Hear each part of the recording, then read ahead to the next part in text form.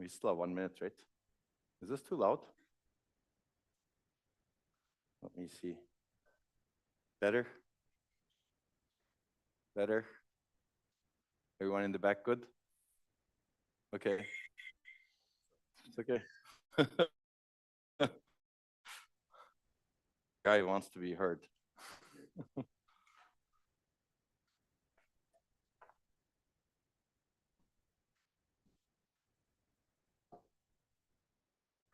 And online, it's all good? Okay. Then we can start, I think. We have a lot to cover. A lot of exciting things. Okay, people are still trickling in. That's good. There's a lot of spaces here, so it's just a maze. Yeah, we changed the rooms after last week's disaster in that room, I think. It was pretty bad. Today, we're taking the scientific approach, which is measurement. We're measuring the air quality. So far, so good.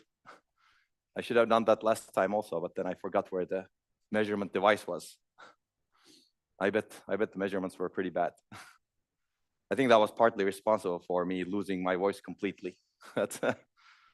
Yeah, it's hard to pinpoint. Okay, so today we're gonna give a broad overview of memory-centric computing. I don't want to go into a lot of depth because we're gonna have some more lectures on this topic from some people who have been doing exciting work in this area, including Geraldo, Ismail, and maybe others. Let's see, it's an aggressive agenda because I ended up with 438 slides or so. Was that the checksum, Geraldo? Yeah, 36, okay, yeah. Well, maybe two got corrupted or something. Yeah. As long as the checksum matches. But I intend to, some of this is redundant with what you've seen earlier, and some of this I'm going to defer to later, but feel free to ask questions. This is an exciting area where there's a lot of work going on. I'm going to close this door since there's interference coming from other sound sources. Better? Okay. That's the beauty of isolation.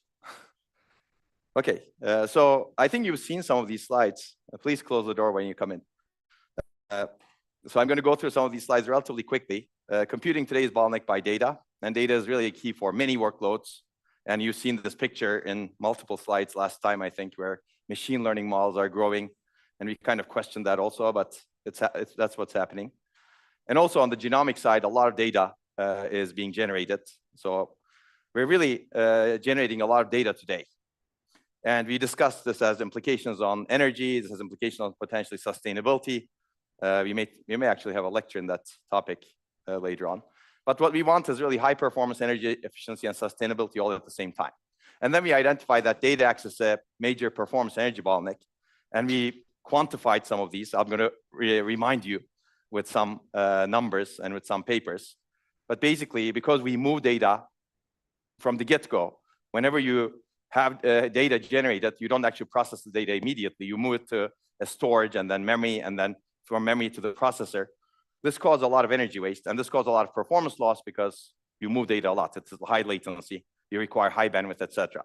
Right? And the real problem is processing of data is performed far away from the data, and that's why we're building more and more complicated systems. If we actually were not doing this, if we actually were processing everywhere, maybe the system we have designed by now would have been significantly different. Right? This is the kind of thinking that is important to do, I think. If we had a clean blank slate, how would I design the system right now without thinking about the constraints of the past or business or anything? What is the right thing to do if my goal is to really maximize energy efficiency, maximize performance, and maximize sustainability at the same time, if it's possible to do at the same time? Okay, and we already discussed that today's computing systems are very processor-centric. You have computing, communication, and memory and storage units. These are quite decoupled from it.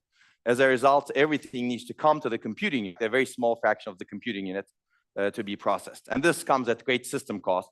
And we've seen this picture where we showed that most of the system is really storing and moving data, yet the system is bottlenecked by memory and storage. When I talk about memory, I think in general about storage also. For me, it's extended memory. Some people don't think that way. Some people have this very strict dichotomy between memory and storage. But I think of this as a part of a bigger system. Okay. And then we also showed pictures that look like this. Existing chips are actually spending a lot of their real estate on caches and the memory hierarchy, not just caches. You can see that interconnect is a big part of it also. And we're putting more and more caches into the system because this is the processor-centric approach. Processor can tolerate latency and maybe have less bandwidth requirements if caching is effective. And that's a classical approach, I would say. Okay, and I've shown you these pictures, so I'm going to go through some of these quickly. Let me know if you have any questions or if some idea comes to your mind, we can discuss. But these are the current systems we have. And as a result, data is really overwhelming our machines. And we've shown this. I'm going to, again, remind you a little bit. It is overwhelming our storage and memory capability, communication capability, and in the end, computation capability. And we're really building machines that are more and more powerful in terms of computation. Like we've never built machines that are this high performance, this parallel, right? These are actually wonders of small technologies, but they're being starved. What is this coming from? You think it's the microphone? Okay. Or is it because of something I do? Okay, if it happens again, we need a hot swap. And data, in the end, impact robustness, energy, performance, and cost. And we've seen some of this. We're going to see more of that also. Okay, I don't know what's going on. You think we should swap? Or is it something else?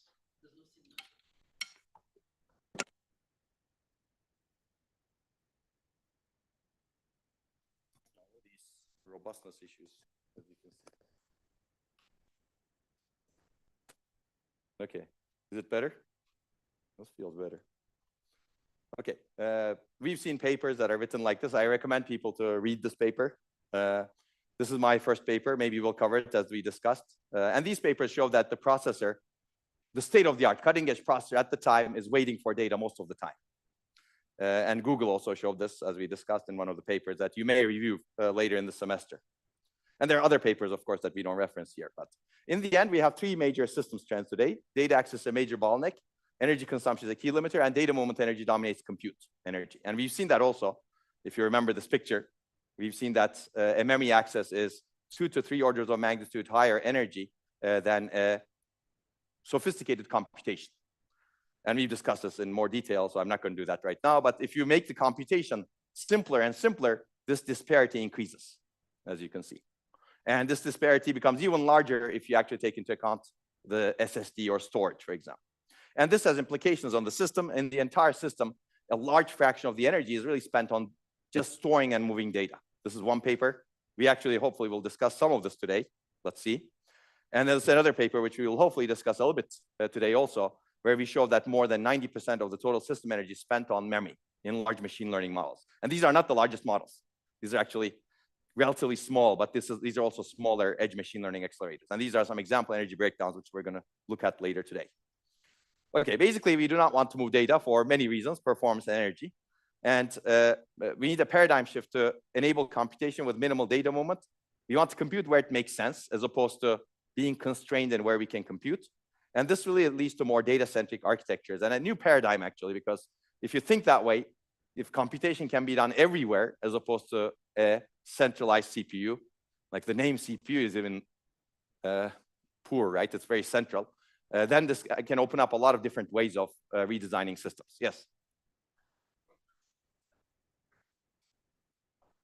Mm-hmm. Yeah.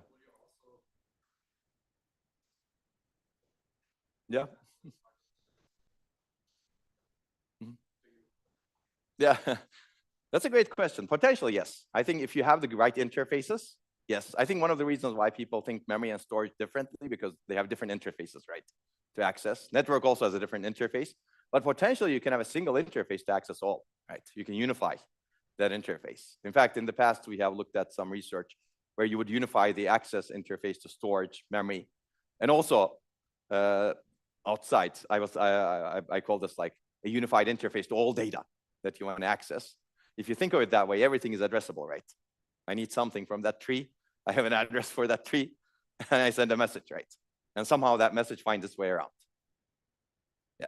So if you push that thinking, I think it goes there. And it has advantages.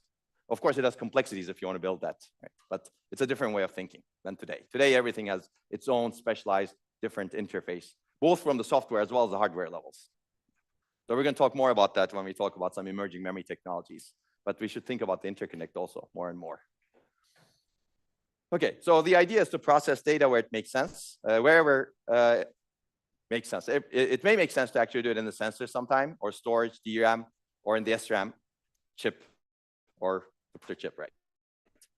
Okay, so I think you've seen this picture before. We're going to look especially to processing inside memory and storage, even though I think general ideas are applicable to anywhere else. And the idea is to treat this as an accelerator to be. This is for programming and adoption reasons. One other way of thinking is what I just said earlier, right? Everything is a individual entity, agent that can do computation. And these agents can coordinate with each other to finish computations. So there's no, let's say, central place that coordinates. It's a distributed system, and you have a distributed algorithm that coordinates the agents together. We're not going to do that, although that's very fascinating also. We're going to be a little bit more, let's say, a little bit less aggressive so that we can be more easily adopted. But I think going forward, we should really think about the system as a distributed system as well. Okay, so the idea is you have some control units that actually queries the place where data is stored and asks the question, memory, can you execute this function for me, or can you execute this application for me? And memory returns the results if it's capable of doing so. There are many questions here. We're going to cover some of these. And also in the later lectures, we're going to cover more. But it's really an across the stack problem. Yes? Yeah, because people are building accelerators everywhere today. Yeah. Yeah, that's one reason. I think the other reason is people are also still thinking from a more central perspective, right? Distributed systems have been built, clearly, but that's a majority of the people still think from a central unit coordinating things. But if you disagree, we can talk more. Okay, so I think here there's a lot of opportunity across the stack because you can build devices that are more capable of computation. We're going to talk about that today. You can build algorithms that can take advantage of the devices that are more capable of computation. And to be able to make it easily adoptable, you may need to change the compilers, compilation. You may need to provide compilation techniques to take advantage of the underlying hardware, while also compiling the higher level constructs to match the underlying hardware. You may need to change the language to actually take advantage of the underlying hardware also. And you need to rethink the microarchitecture and the logic to really take advantage of what's happening or to construct better near memory or in-memory processing architectures. Okay, so we'll cover some of these. But I should also say that it's not a new idea. A lot of these big ideas have been thought about, maybe not extensively explored in the early years of where people were designing computers, like 1960s, 50s, maybe even earlier, right? Even analog computing was a big thing at that time. And then people moved to digital because of robustness and noise issues. But people have also considered processing near memory. It's called logic in memory in these papers, in these two papers. But it's the idea of putting processing units integrated with memory as opposed to separating them far away. And there are good reasons for this. We may read some or assign some of these papers later on in the homework. So what's different today is a good question, basically. By the way, these works are near memory computing. They're not using memory computing, as we will see. I'm going to provide a taxonomy of memory-centric computing as well. So they're visionary works, but they don't envision everything. In fact, some things that have been discovered more recently are quite interesting, I think, in the 2010s. Okay, so why is it interesting today? Why haven't people done it today? Well, there are multiple reasons. I think you need to really have a demand and huge push to change the paradigm. Otherwise, it's very easy to say, oh, I have this existing paradigm. I have built lots of infrastructure for it. I just do business as usual and do incremental changes to that business as usual. Clearly, this is very easy, right? Much easier than changing the paradigm. You can still make a lot of money, obviously, by not changing the paradigm. Is that the right thing to do? It's a very different question, of course, right? I mean, people are still making a lot of in this industry, in the computing industry, but I think they're destroying the world, as I discussed last time. They're really building these huge data centers, in my opinion, extremely inefficient, causing a lot of climate and sustainability issues on top of everything we have. Clearly, some of it was not caused by computing, but I think computing is becoming a much bigger power. So basically, I think today we don't have, if you think about sustainability and energy, I think you clearly need to do something different. But also, I think even if you care only about performance, there's a huge demand from applications and systems to do something different. And if you care about all of them at the same time, like we argued in the last lectures, then I think you really need to do something different. There's a huge demand for pushing, not moving data, basically, I should say it that way. And also, at the same time, we're having huge problems with memory technology. I'm going to briefly discuss RowHammer, and then we're going to have more lectures on RowHammer, and not just RowHammer, but memory robustness issues in general. Basically, scaling is not going well, meaning that memory is not getting much better in terms of capacity, in terms of performance, in terms of latency, in terms of robustness. And these issues actually demand much more intelligent memory systems or memories so that you can actually overcome some of these problems that are exacerbated by technology scaling. And also, there are new technologies that are coming up that can provide new opportunities.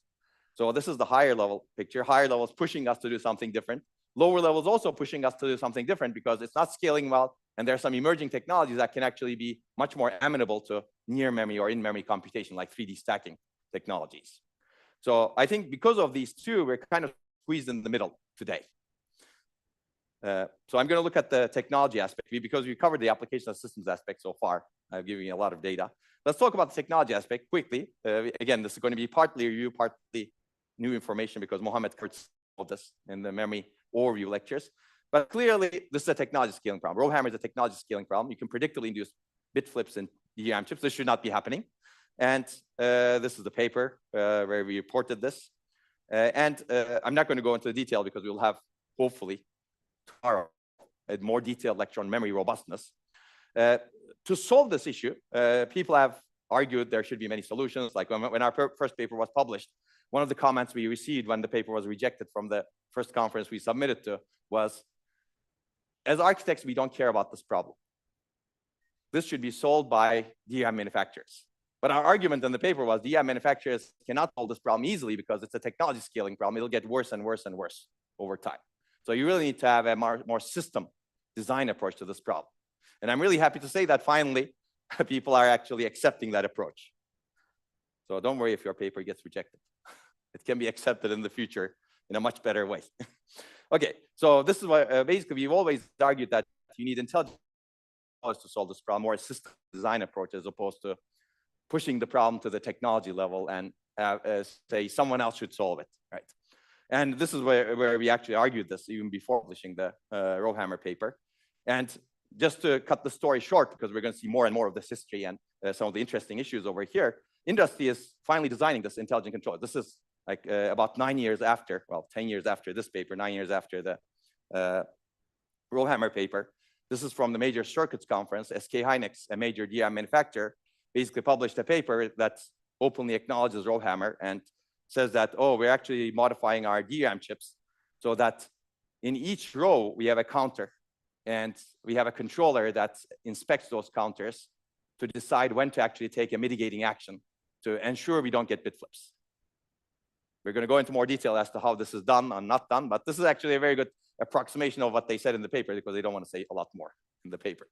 But this is clearly an intelligent controller that's, as we kind of envisioned, I would say maybe there should be more smartness into this, but I think it's at least in something, it's a step in the right direction. I think when we discuss it tomorrow, hopefully we'll have more. And this is adopted by the recent JEDEC standard in April, as you can see, April 2024. So people are hopefully going to build more RowHammer resilient chips with this approach. Is this the best approach? I don't know. You can ask Oğuzhan over there. It was the scribe for today. But basically, there are a lot of papers that are written, and if you're interested in RowHammer, we're going to cover some of these papers. And as mentioned, Giray's PhD thesis is one of the, maybe the latest thesis on the topic. And then there are other issues, like row press. And this is, I'm not going to go into the detail of it because we're going to discuss again, but the idea over here is you don't need to activate rows for long, for many times, repeatedly, before, if you want to induce bit flips. Just activate a row once and wait for longer. This way you can actually induce bit flips. So there's a different mechanism. We're going to talk about that tomorrow. So this is just to leave it as a teaser. And there will be, in my opinion, more and more of these issues as technology scaling gets worse and worse in our memory chips.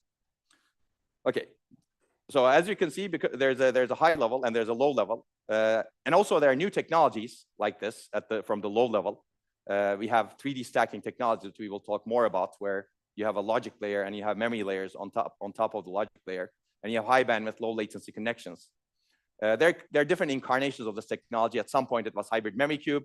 It had a different interface. Today, it's HBM, high bandwidth memory, which is employed everywhere. It has a different interface. Basically, the main difference between these technologies is not really the 3D stacking, but it's really the interface and how do you expose it to the system, and some minor details from my perspective. In the end, all of these are 3D stacked memory.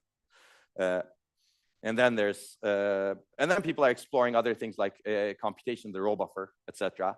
And there are more recent approaches to processing in memory. So basically, I believe because of these reasons that we discussed, both the high level and the low level, we're putting intelligent controllers inside DRAM, and also we're putting processors near memory. And these are major companies, as you can see. There's also Alibaba over here.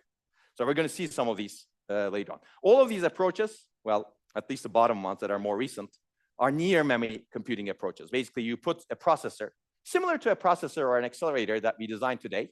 You bring it you don't put it far away from memory, but you put it near a DRAM bank. Each DRAM bank has a processor, basically, which is fascinating, I think. And this is kind of the accelerator, as you can see here. It's kind of an is there a general purpose accelerator or a special purpose accelerator on the memory side? Okay, so this is a more adoptable approach, but we will see other approaches also.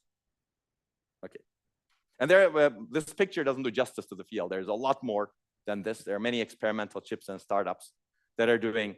All of these are DRAM based. DRAM is a major memory technology, but there are also other emerging technologies like RRAM or MRAM, and also there are old technologies like SRAM, and people are all doing in-memory computation with those. We can talk about those when we have more detailed lectures. And as I mentioned, there are interfaces like CXL that enable offloading computation from a CPU chip. This was a problem in the past. You didn't have flexible interface to offload computation. You needed to go directly to DRAM. And if you actually have a flexible interface to say, oh, I can offload computation to another device, and that device could be anything. It could be a GPU, it could be a CPU, it could be another CPU, it could be storage, it could be memory. Then you can actually do a lot of things. This is a prototype from SK Hynix. It's a short paper. It was published, I think, last year, 2023, I think. Basically, where they offload. This is their FPGAs over here. They offload computation to an FPGA that's near memory. Okay, and other companies also have similar prototypes. Okay, so we have written papers on this topic. I'm looking at Geraldo because I'm kind of guilty. I need to work on this paper to update this paper. Geraldo does his part, and I need to actually now do my part to really update it. So soon we are going to push an update. I've been saying this for how many months, I don't know. Since the beginning of the year, yes. But there is a new version of this. It's in our hands. It's not public. It's going to be public after I go through it and vet it. Yeah. The limited bandwidth is always a problem, as you can see. Okay, but this, whatever is public version, you can have it and you can take a look. And there's a lot over there. Okay, I'm going to go through some of these because we've discussed, but we also have processing in memory courses and tutorials for people who haven't attended last time. You can find this. Okay, now let's go to the meat of this a little bit more. So what are we really talking about? What are different mechanisms? But before I go into that, I want to first develop a taxonomy because the terminology in this area is a mess. And we try to unify the terminology in a better way. So I think there are two major approaches to the nature of computation that we do. It could be either, so I'm going to call all of them processing in memory. But these fundamentally differ in how you do the computation. So normally you design logic and you design memory, right? And they're designed separately. For example, this logic can be a processor core. This logic can be a CPU, entire CPU. It could be an FPGA. It could be a GPU. It could be an accelerator. And when you design memory, that's really separate. And now it could be applied to any memory, but let's talk about DRAM, for example. Processing using memory says, get the logic, design logic the same way you design logic today, design memory the same way you design memory today, but put the logic closer and closer and closer. It could be right next to the subarray in the DRAM. It could be right next to each bank. It could be under the logic layer, in the logic layer, under memory stacks. It could be in the memory controller. It's still far away, but still closer than what we do with logic today. That's the idea of processing near memory. And this is easier to adopt clearly because you don't change a whole lot in the design processes today, right? Logic is logic, memory is memory, and you just try to couple them closer. Clearly, there are other adoption issues as we will discuss. Processing using memory is fundamentally different. Normally, you design logic, you design memory. Now, forget about designing logic. Let's not think about designing logic. Let's design memory. But let's think about designing this memory to be computationally capable. Because any kind of memory has some analog operational characteristics that can enable it to do computation. Let's figure out what that is, and let's strengthen that computation capability. I think this is fascinating, and this is something that is more recently been growing, and we're going to talk about that first. It's longer term. There are a lot of issues over here because of the, at least in part, analog nature of the computation. There are noise issues, etc. So this is longer term. The bottom is shorter term. That's why you see the prototypes from industry to be processing near memory. Nobody thinks about processing using memory. And in fact, if you go talk to industry, they would say, get away from me if you're thinking about analog computation. Maybe 20 years down the road, they will change their mindset. Let's see. That's the beauty of research, right? You can take a longer term perspective as opposed to the shorter term perspective. But I believe in the end, both of them are capable and different. Both of them can be general purpose. And both of them can be combined with each other to actually achieve something bigger. I think using memory is fundamentally more energy efficient, especially if your computation matches to what you can do over there. Okay, so this is a slide. I think Geraldo optimized a slide that shows processing near memory. So it could be near the vault over here in 3D stack memory. It could be near bank. Processing using memory really uses the cells inside to do computation. In its purest form, there's no additional compute logic you add. Okay, there's no logic that says, oh, you want to do addition. Okay, so we're going to see. So this is part of the taxonomy. I talked about the nature, but then there's also technology. You could do processing in memory in any technology. We're going to look at DRAM a lot, but then I'm going to talk about some other technologies like flash and emerging memory. And then there's a system level location of where you do the processing. In the end, a tuple of these three determines the PIM type, and one can combine these multiple PIM types in a system. So you can do a processing in memory everywhere, as you can see, right? In the processor chip, you can do it in the SRAM, for example. And a lot of the ideas that I'm going to describe are applicable to any technology in the end. Okay, so this is the mindset that we're going to have, memory as an accelerator. So this is the first thing we're going to study. We're going to study an example PIM type processing using DRAM. Nature will be using, technology will be DRAM, and location will be main memory. And we're going to cover some papers. I think these are not comprehensive enough, but let's see. So let me give you the quick overview. Basically, we can do a lot, both theoretically, meaning in simulation, and practically in real DRAM chips. Ismail is sitting back there thinking, what else can I do in real DRAM chips, for example, or theoretically? And that's a good thing to think, really, because I'm going to demonstrate some things that we figured out how to do, but then there's other things that we don't know how to do. And I think it's good to think about what else can you do in this domain. So, for example, we can do bulk bitwise and or not and majority operations. We can do copying and initialization, which are important. I'm going to start with that, in fact. We can do true random number generation, physical unclonable functions. If we have time, we'll cover that in more detail. And we can also do more complex computations using lookup tables in memory. And usually, these are at low cost. And the idea is to use analog computation capability of DRAM. If you activate multiple rows, you perform computation or data movement, as we will see. And it turns out you can do this even in commodity off-the-shelf DRAM chips without modifying the DRAM chips. And I think this is the real fascinating part. So people design DRAM, they sell you DRAM, they don't advertise as a computation unit, clearly, right? But if you do something special to it, like violate timing parameters, you can get computational functions out of it. Okay, so in the end, you get a lot of performance energy improvements. I'm going to show you some examples. I think this needs to be updated, probably, that those numbers. It's based on particular papers and assumptions, but they're large. Okay, any questions? So let's start simple. I'm going to start simple with data copy and initialization. And this, again, I think in this area, it's still good to think about think like a 10-year-old. If you see a picture And if you take the mindset of blank slate, 10-year-old, what should I do?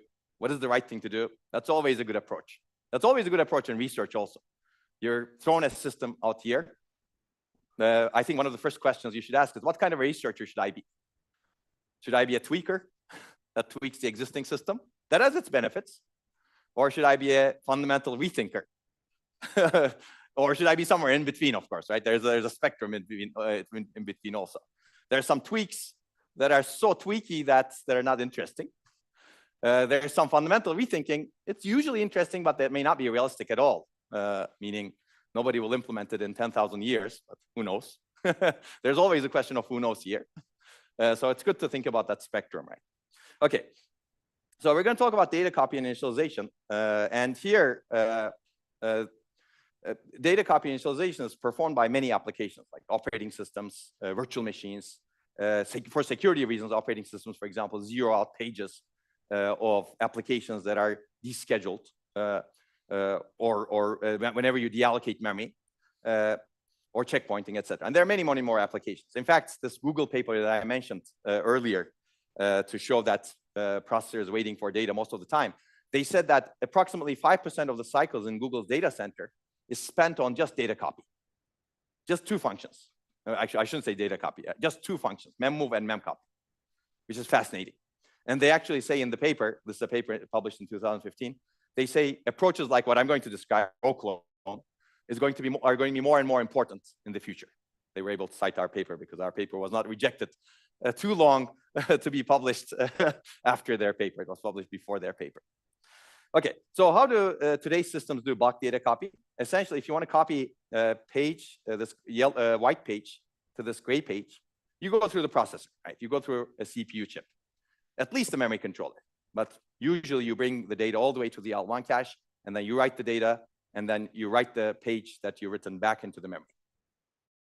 This is high latency, clearly. This is high bandwidth utilization on the memory bus, which is important for memory bandwidth. We want to preserve memory bandwidth for more useful tasks, hopefully. If we can easily eliminate bandwidth and get performance, that's good. This causes cache pollution, but you could eliminate this by doing this copy through the memory controller. You can offload the copy to the memory controller today by doing this through the direct memory access interfaces, which has some overhead, but you could do it today. But still, that doesn't get rid of the other parts. And then there's unwanted data moments, because you may be copying, like you may be initializing. Initialization is a special case of copyright. Whenever you write all zeros to, let's say, 10 terabytes of memory, that's a lot of accesses to zero-out memory. This is one way you could do this by copying, right? You write zeros to one page and then you copy. So initialization can always be considered special case of copying. Okay, so if you imagine you're initializing a huge memory like this, how much energy, how much unwanted data moment you have, right? So while you're initializing, you may not be accessing most of, if there's some other application running together with the thing that's initializing memory, that may be denied service, for example. Okay, so in our studies, we show that if you want to do a small copy, like 4 kilobyte page copy, through the direct memory access engine without disturbing the caches in the CPU, it takes about 1,000 nanoseconds in the DDR3 protocol, but I think DDR4 doesn't speed it up as much. Someone can tell me if I'm wrong. It doesn't, right? Okay, good. Ismail says good. I didn't do the calculation myself. In fact, DDR4 or later technologies are sometimes worse than prior technology. Latency sometimes increase. This is because people don't scale the latency, or they don't know how to scale the latency very well while keeping the other constraints. Okay, so if you want to do this 4 kilobyte page copy, it's expensive in terms of performance, it's expensive in terms of energy. So I'm going to show you a mechanism. Well, okay, before I show you the mechanism, if you show this picture to a 10-year-old, if you have the capability, test that, and ask the question, am I doing the right thing? Maybe they will honestly tell you, why don't you just do this, right? Do it inside the memory, right? Why do you have to go outside? And you could do this, as you will see, very efficiently. This is low latency. This is low bandwidth utilization. You don't use the memory bus. That's good. And no cache pollution and no unwanted data moments. So I'm going to show you a mechanism that, without a lot of optimization, reduces the 1,000 nanoseconds to 90 nanoseconds and 3.6 microjoules to 0.04 microjoules. Okay, and the idea in the best incarnation of it is very simple. If you can find something better than this, let me know. And the best incarnation looks like this. Essentially, you have a DRAM subarray. The source and destination rows are in the same subarray. And the idea is to activate the source row first, which brings the data into what is called a row buffer. These are sense amplifiers in DRAM. They basically sense and amplify the charge in the cells that are associated with the row that you've activated. Now, you actually captured the data in the row buffer. Now, the second step is to activate the destination row, which implicitly deactivates the source row and connects the row buffer to the destination row. And basically, by doing these two consecutive activates, you bring the source row from its place, from its row to the row buffer, and then write it to the destination row. And that's the idea. And this is based on the charge sharing principles that DRAM operates using, as I will show you in the next slide. And this is negligible hardware cost. So this is why it works. Basically, I'm showing you the source row, 1 bit, not the 4 kilobyte, and destination row, 1 bit. Initially, let's say the source row has a capacitor that's charged. It could be storing 1. And the array is pre-charged, meaning this end of this bit line is VDD over 2. And the other part of the sense amplifier is also VDD over 2. And sense amplifier is really a cross-coupled inverter plus some circuitry to do better sensing, etc. So I'm not going to go into the details of it, but maybe Geraldo will do it later when he goes into more detail. So if you activate the source row, it connects the charged capacitor to the reference voltage bit line. And this causes a perturbation in the bit line, like this, a positive perturbation. And this gets the sense amplifier activated, and sense amplifier, after its activation enablement, it amplifies the difference, meaning that this goes up to VDD and this goes to 0. And this makes sense logically, as you can see, because it's a cross-coupled inverter, right? Now you've actually captured the value in the source row, or source cell in this case. And then sense amplifier pushes the value back into the chart because of the charge sharing principles again. Once the bit line is charged, you actually restore the charge in the cell. Okay, so that's good. This is a read operation, actually. This is how you read data. Now the sense amplifier figured out that this cell is a 1, because this part is a 1. And then you can take the data out. Okay, so we're not going to do only read. Now what we're going to do is disconnect the source row while the sense amplifier has the data captured, and connect the destination row to the sense amplifier, which automatically restores the cell in the destination, restores the destination cell also, based on the same principles, right? Because this is higher voltage and strong, this is lower voltage and weak. As a result, the charge flows. Okay, so hopefully this is clear. And this is just 1 bit. And imagine this being done on 4 kilobytes or 8 kilobytes, depending on the row granularity, or depending on the sectoring, etc., that you have in DRAM. Yes?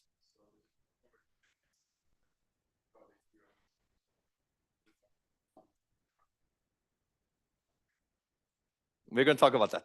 Yes. So this is very negligible hardware cost, but we'll see that. Let's look at the benefits first. The benefits are pretty high, as you can see. You can get significant latency reduction, significant memory energy reduction if you do it in the subarray. And this is the paper. It has also application level results that I'm not going to go into. Now, to answer your question, after we wrote the paper, these folks used our infrastructure called SoftMC. And basically, they showed that by violating the timing parameters, you could get this data copying function and data initialization function. And maybe we'll discuss this more in the more detailed lecture, exactly how to do it. But by violating the timing parameters, you violate the timing parameters between 2 activates, essentially. And you're able to do this, assuming the chip allows that. Right, Ismail? I'm going to talk about some of these SMILES results. Actually, you can do much better than this also. Yes.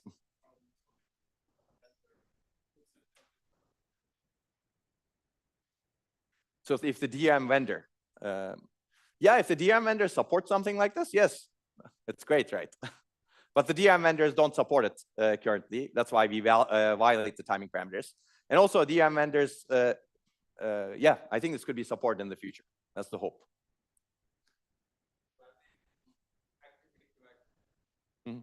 You can optimize a lot of the timing. Yes. Right, Ismail? Okay. Maybe Ismail will give more on some of the findings that he has.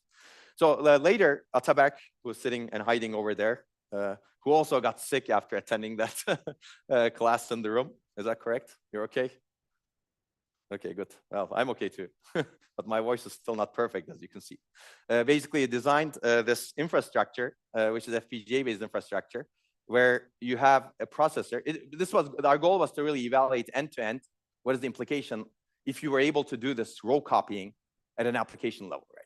So in this infrastructure, Ataberk has a RISC-V core, which can run an operating system. And when the RISC-V core does a page copy, it gets shipped to the memory controller, which violates the timing parameter, and then does the copy inside DRAM, assuming the chip is capable, of course. Not all chips are completely capable of this.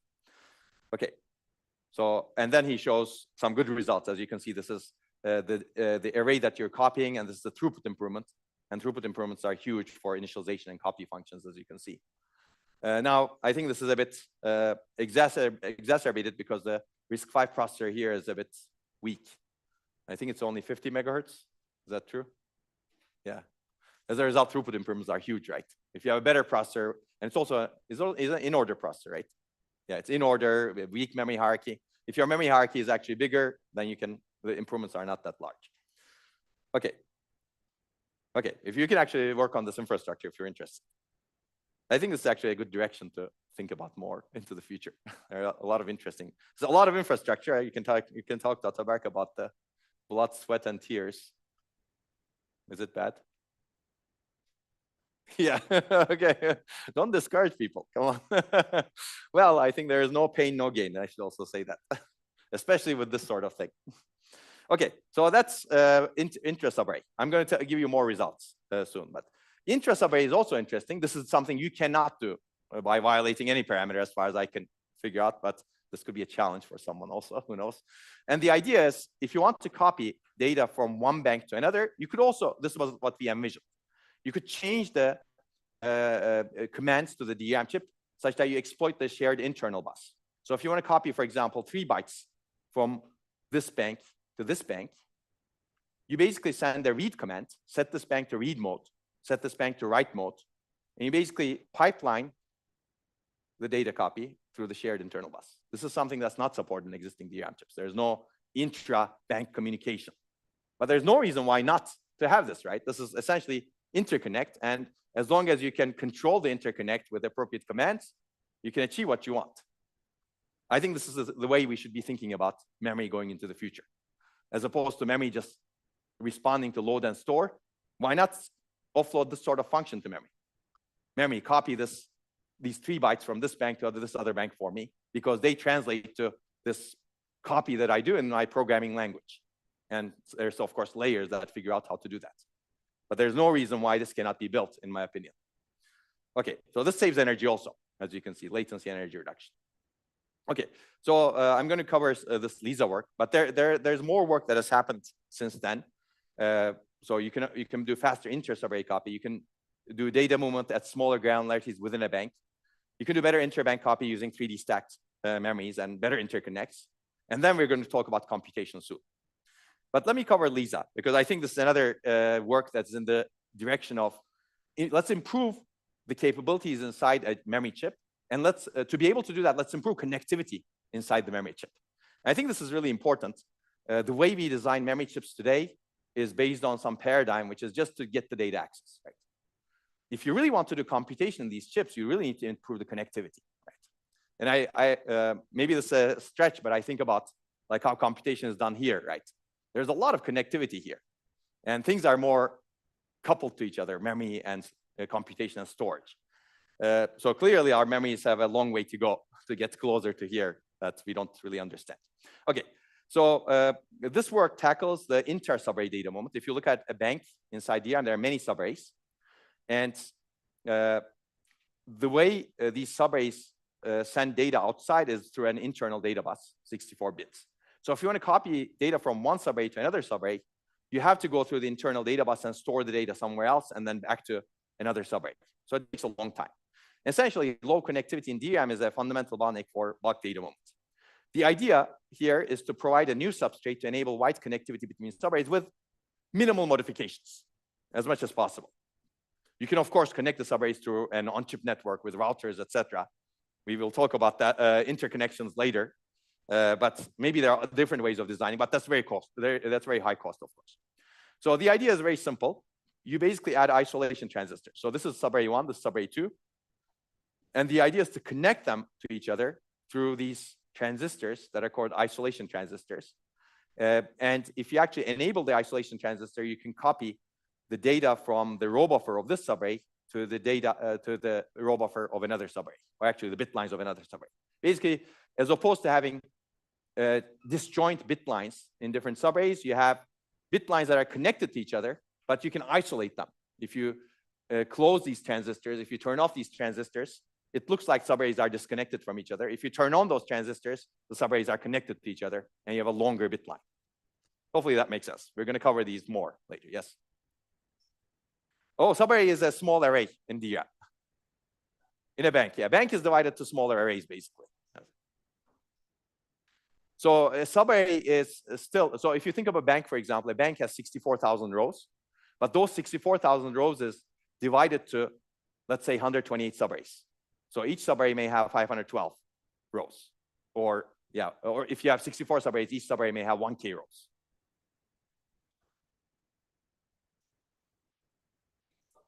These subarrays have their own sense amplifiers. We're going to go into those more. Now we're more conceptual and higher level. Does that make sense? Ismail, maybe you and Geraldo will cover more. Okay. So these will both become more and more clear. But each subarray has its own sense amplifier, but it may be shared with the next subarray. Yeah. Yes. Yes. Mm-hmm.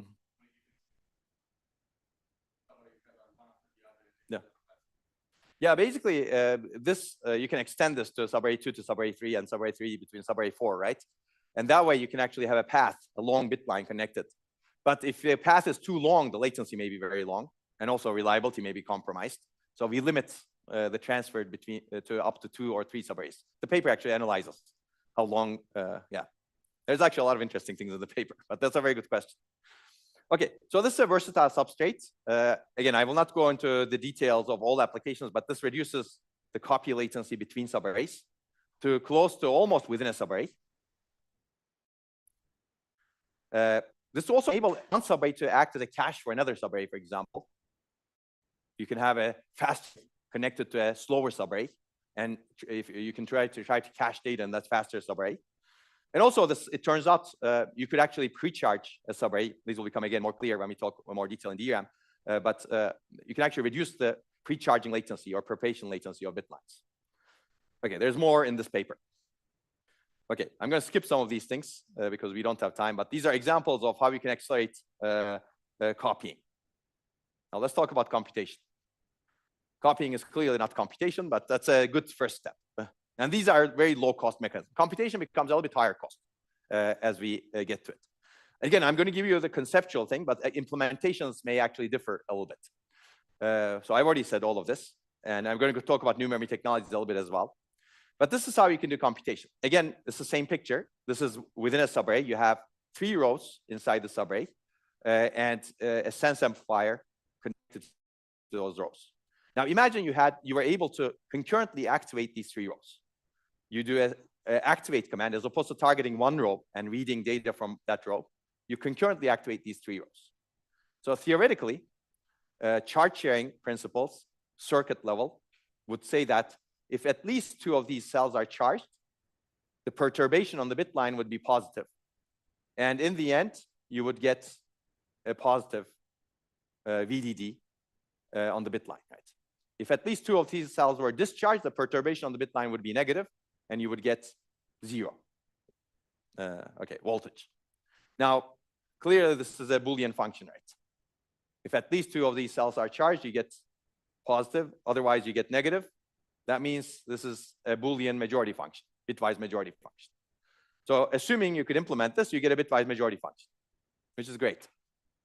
Now, if you were able to write your algorithms with bitwise majority, you could actually implement this on DRAM. Now, bitwise majority is interesting because you take out C. If you set C to 1, if you control it, you get the OR of A and B. If you set C to 0, you get the AND of A and B. Now you get the AND and OR also. Now, this sounds great, right? I think this is beautiful, all theoretical. And this is one way you can expose it to the system. I'll go through this relatively quickly. But the idea is to maybe you can have an instruction that looks like this. And the semantics of the instruction performs a bulk bitwise AND of two rows, A and B, and store the result in row C. So this is how we actually do it. Implementation, I don't want to go into implementation. I want to keep it conceptual because other people will go into implementation. But if you really want to implement this, you don't want to implement this across the entire subarray or bank, because then you need to have a row decoder that's capable of addressing any three rows inside the subarray. So what we do is we have a designated special place in the subarray where we move the data first by row clone operations and then activate only that part. So this row decoder is very simple. And the other row decoder can be general purpose, but you activate only one row at a time in the other row decoder. So these are the designated rows. So basically you row clone A from the general area to the designated area. You row clone B from the general area to the designated area. And then you row clone R0, which is 0 row, to the designated area. Now you do a concurrent activation, triple activation of the designated area, which basically stores the result of what you want. And now you row clone the result from the designated area into the row C. Now, clearly, this has some steps. And the paper actually optimized these steps if you look at the paper. And Geraldo later optimized these steps even more in SimDRAM. But you can do it. OK, I'm going to show you some results later on. Yes?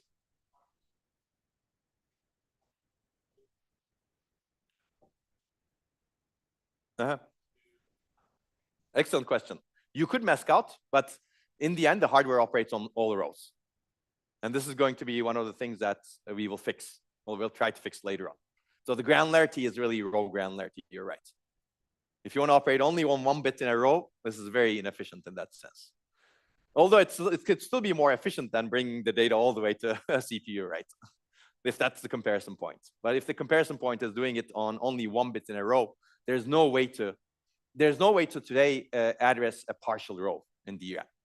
But we're also working on getting rid of that. Okay, yes.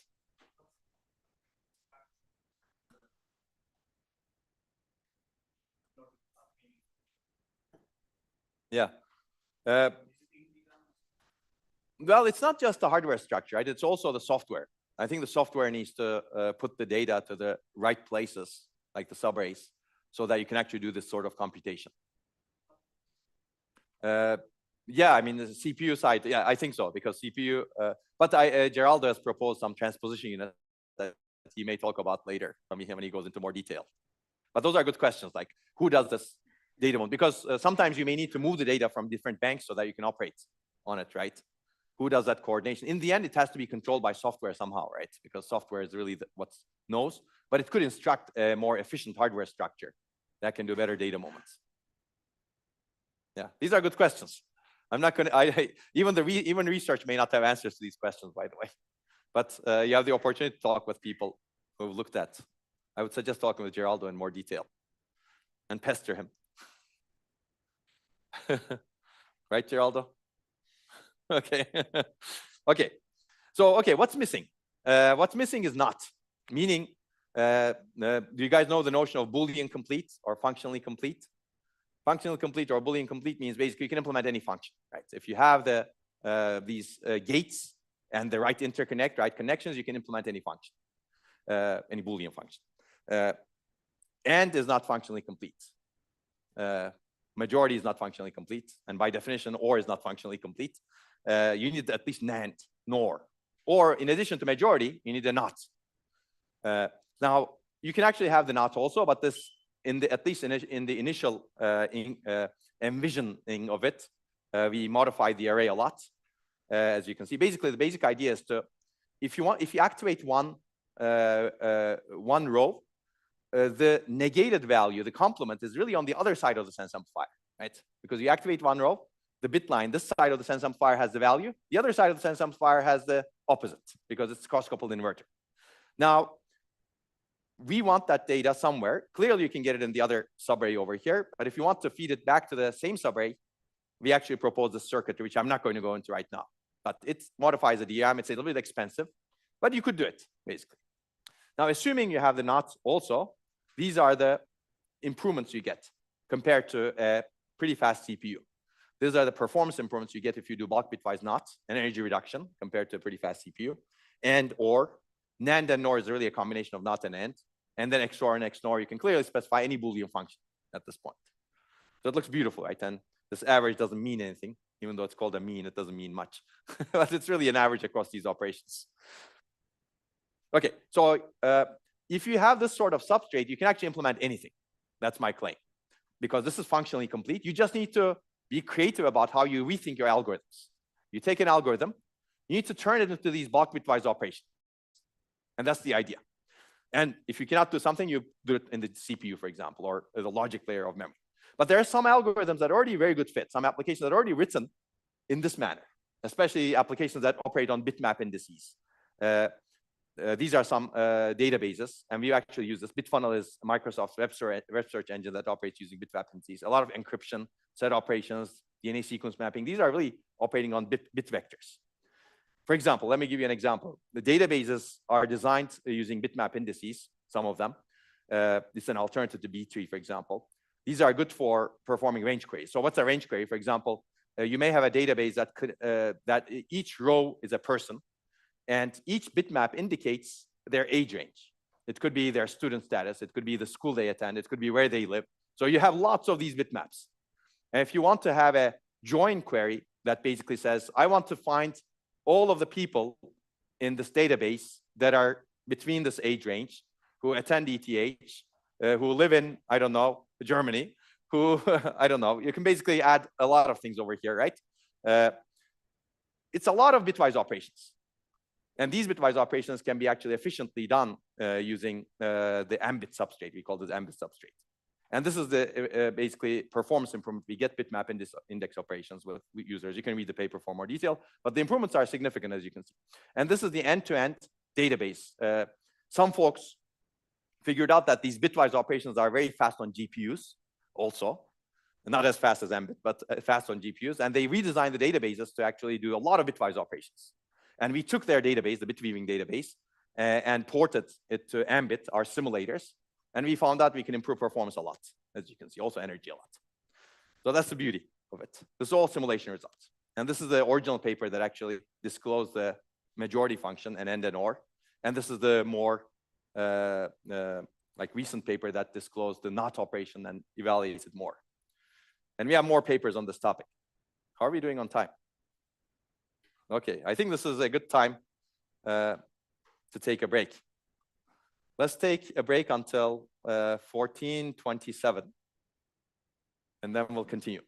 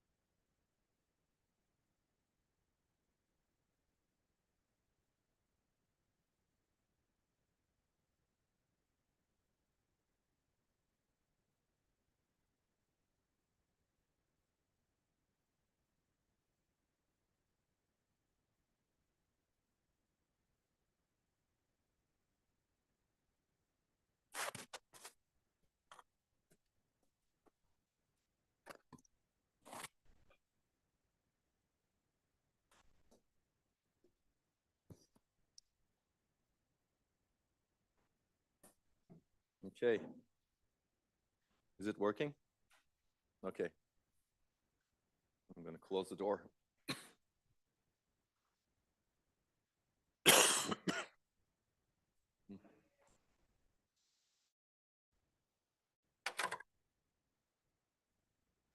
Okay. Now that we've talked about how to do block bitwise execution, then the question is, how do you program it? I think there was a question on YouTube on, are there instructions for processing in memory? We're going to talk about that, but this work talks about some of that as well. So this is work done by Geraldo and Nastaran. Essentially, the idea is, as I said, you could do any operation using the substrate. And here, the programmer or the system designer can provide, or user in general, can provide a desired operation. This could be a sophisticated circuit, and you can specify the operation in terms of circuit. It could be matrix multiplication, for example. It could be an instruction that way. It could be a convolution instruction. It could be a division instruction, or it could be something XOR. It could be even XOR, right? And the idea is to optimize this logic, convert it into a majority inverter graph, and use design automation tools to optimize it. That's in the paper, to minimize basically the latency, etc. And then convert it to a sequence of DRAM commands called a microprogram that's associated with this instruction, and store it as a new block bitwise operation in the memory, or some non-volatile memory, right? And when the user calls it from a program, again, this could be matrix multiplication, right? This gets shipped to the memory controller. Memory controller fetches the microprogram and executes it using these commands like activate, pre-charge, essentially row clone and triple row activation, etc. Right? There's a little bit more detail on how you optimize the microprogram, but you could ask Geraldo or read the paper related to that. So this makes it a much more programmable paradigm, right? This framework enables programming, and that's one of the major issues that we will discuss later on also. How do you program these systems? Now you can actually do anything on the system as long as you can specify the desired operation, and you can implement it using a microprogram, which should be doable. And the person who is doing the microprogramming could be someone who's an expert in DRAM, right? Not the general user. General user only cares about this operation. Even that may be hidden from them through libraries, for example, right? The general user calls a library matrix multiplication, which someone already gone through the pain of implementing as a microprogram, and the user just needs to call the instruction. I think this is a nice way of programming things. So of course, that requires you to be able to add instructions and have a flexible instruction set architecture. Okay, so this work shows that you actually, by doing this, you can implement more complicated in DRAM operations than and or not. And on some real-world applications, you get significant throughput, energy efficiency improvements, and performance improvements over CPUs and GPUs. Usually, the energy improvements are much higher, as you can see, because the data moment is reduced, and you also exploit parallelism. Okay, you can talk to Geraldo more if you're interested in this. But I'm going to tell you more recent work that he has led that appeared at HPCA, which targets some of the downsides of this and also makes the system more programmable. I'm going to skip the slide so you will see. So one of the things that was mentioned earlier was, do these operations operate at row granularity, right? What if you want to do something at a smaller granularity? And that's the idea in this work. Basically, this is what a DRAM subarray looks like internally, actually. You have a row decoder, and you have these mats, which are actually smaller than subarrays. But whenever you activate one row, all of the mats get activated. That's the idea. So if you do a triple row activation, for example, all of the mats, in this case, I'm showing only 4 mats, but all mats get activated, and you need to do the operation at the row granularity. Okay. And this is what happens, for example, right? If 2 of these are the inputs, and you would get the final result. Essentially, this is the problem. Processing using DRAM architectures like DRAM and Ambit, everything we discussed, even row clone, operate on very wide vectors. Each bit is a part of the vector, right? Bit serial. These are bit serial, as you can see, right? Because you're operating on each bit serially if you want to do a complicated operation.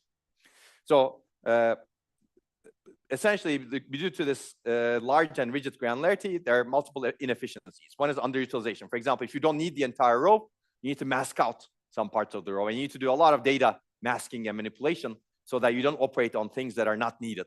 And then you may need to combine things. So there's a lot of other data movement that you may cause. But if you could only operate on a piece of the data, that would have been nicer, right? And then there's limited computation support because there's not enough interconnects across columns. I'm not going to talk about that in detail. You can read the paper or talk to Gerald or look at the slides. And then there's a challenging programming model because there's not enough compiler support. So programmers need to do this. So Geraldo fixed these problems. I'll start with the programming support. Essentially, if you want to implement a code like this, a high-level code, programmer needs to do a lot of things to map it to the underlying rows. You need to map and align the data structures. You need to identify the array boundaries. You need to manually unroll the loop, and then map the C code to processing using DRAM instructions, and then orchestrate data movement. For example, if you're not operating on the entire array, you need to do the masking. For example, if there's a predicate computation over there, there needs to be masking, etc. Right?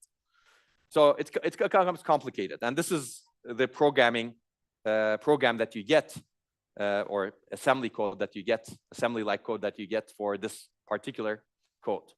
Probably you don't want to do this that much, right? It'd be nicer if you actually had a compiler. Programmer just writes the kernel, and the compiler compiles down to this code, right? That's the idea. Okay, so to be able to do this, I think one of the issues is the large and rigid granularity. And if you have a flexible system that can operate on smaller granularities that the compilers can target more easily, you can actually do this more easily. So the idea is really to enable fine-grained access to these mats, as opposed to operating on the entire row. Why don't we operate at the sub-row granularity or mat granularity? So, for example, if you want to operate only on these two mats, you basically enable only these two and not these over here. Okay, basically the idea is to segment the word line such that you can enable individual mats. This requires some more overheads in DRAM so that, for example, whenever you do an activation, the word line voltage should not propagate to the mats that you don't want to activate. That's the idea, right? So this requires some isolation transistors, etc., to ensure that you don't do this. And the idea of fine-grained DRAM actually exists independently of this. Yeah, I already said this basically. You segment the global word line to access individual DRAM mats. The idea exists. There are many different types of implementations of it, which I'm not going to go into. A more recent or most recent implementation that we know of is sectored DRAM, which Ataberk has led, and you can find this information online. We'll talk about that probably when we talk more about the DRAM architecture. Okay, so if you have this fine-grained DRAM for processing using DRAM, now you can improve SIMD utilization. A single processing using DRAM operation only accesses the DRAM mats with the target data, as opposed to activating everything. So you don't need to do any bit masking anymore to not operate on the row that the part of the row that you don't want to operate on. So you get rid of some overhead. And also, if you're operating on two mats over here, you can do something else on the two other mats, right? So there could be another program or another part of the same program that could be using those other mats. So you improve parallelism in a different way, as opposed to having a single instruction operating on many mats. You have different instructions operating on a smaller subset of the mats. Basically, multiple instructions operating on multiple sets of data. Right? That's the idea. That's the MIMD model. That's why it's called MIMD-RAM.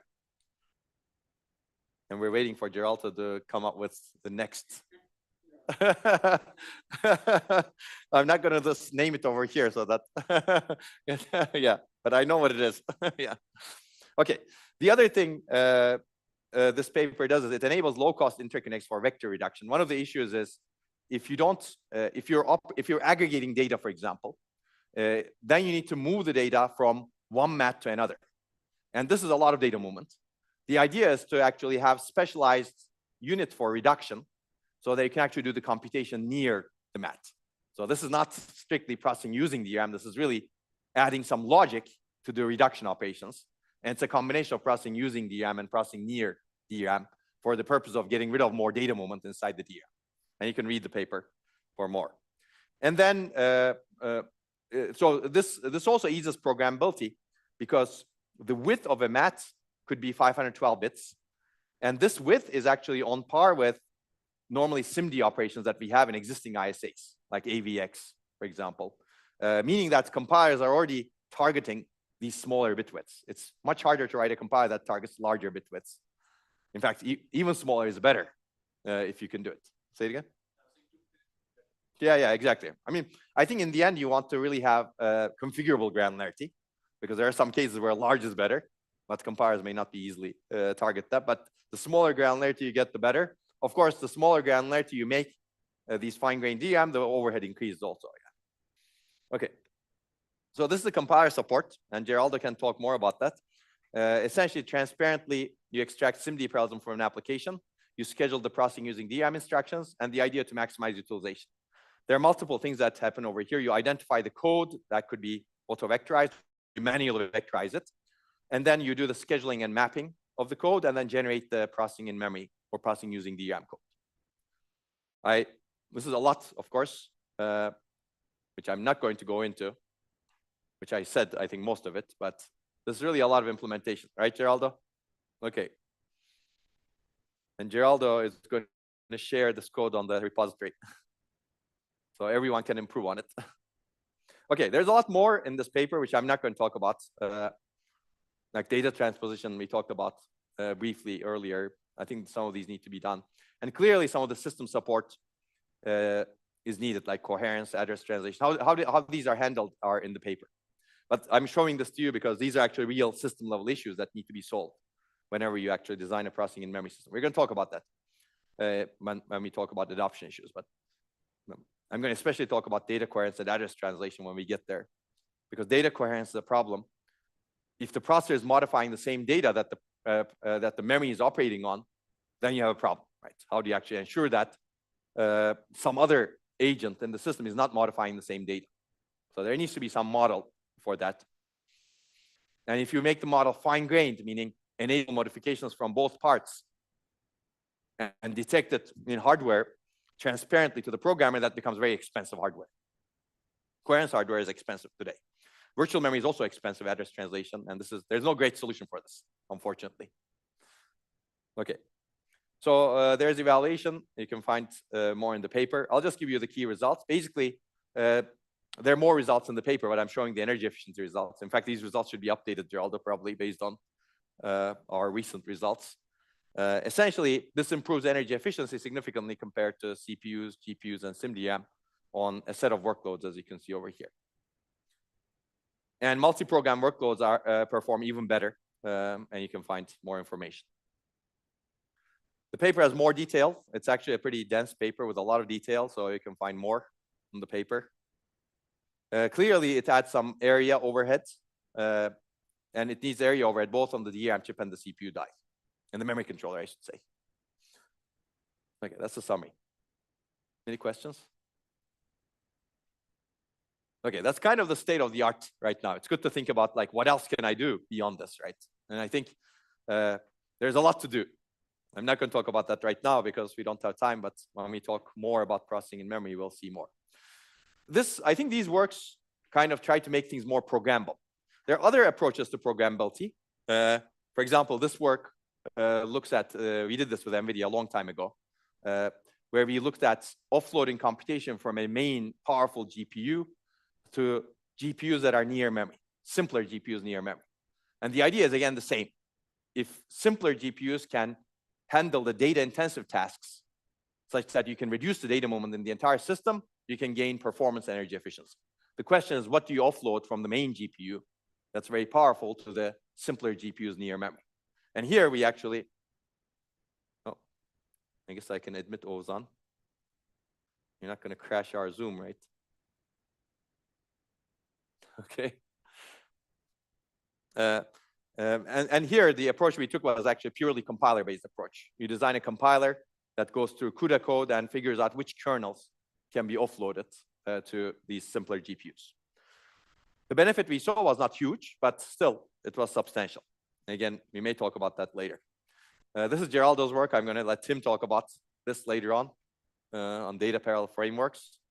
I think looking into different ways of programming, processing in memory architecture is really important.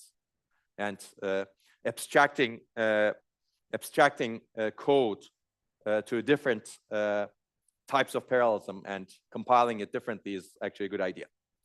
This is a work that we have published, which I will talk about. This also raises the abstraction level.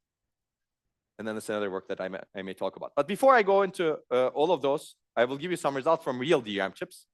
This is the work Ismail did. I'll give you the key ideas. Leave the details to Ismail later. Essentially, real DRAM chips are actually more capable than we thought they were. That's the key summary.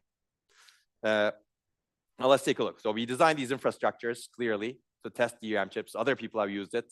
And DRAM Vendor is the more recent infrastructure.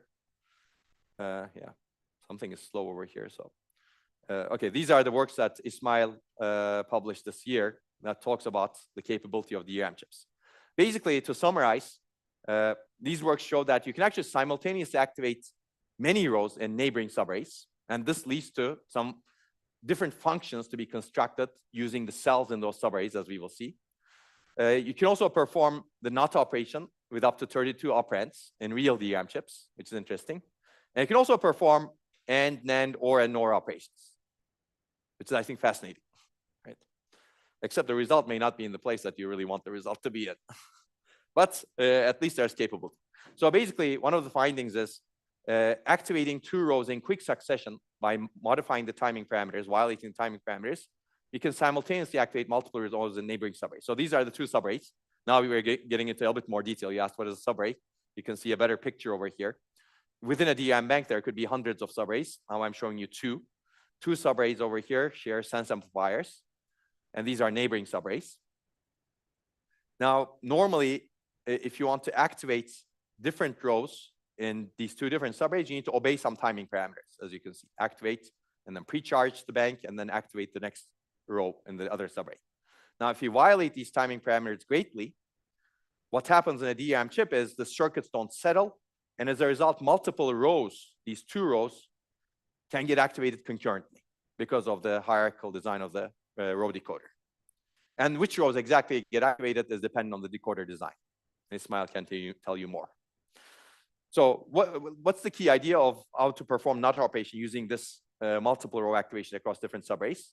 Now let's assume that you have the source row over here and the destination row over here in 2 different subarrays. They're connected to the same sense amplifier. This is how the connection is done in an open bitline architecture. This is a NOT gate, clearly. And if you do the simultaneous activation, like this, let's say activate source and activate destination, what happens is once you activate this one, the complement of A can be stored in the destination. Very similar to row clone in a sense, right? Except you're in different subarrays. Do you agree, Smythe? So basically, charge sharing principles again work over here. Okay. So that's the NOT operation, which is good. But as I mentioned, I said the resultant is a different subarray. Right?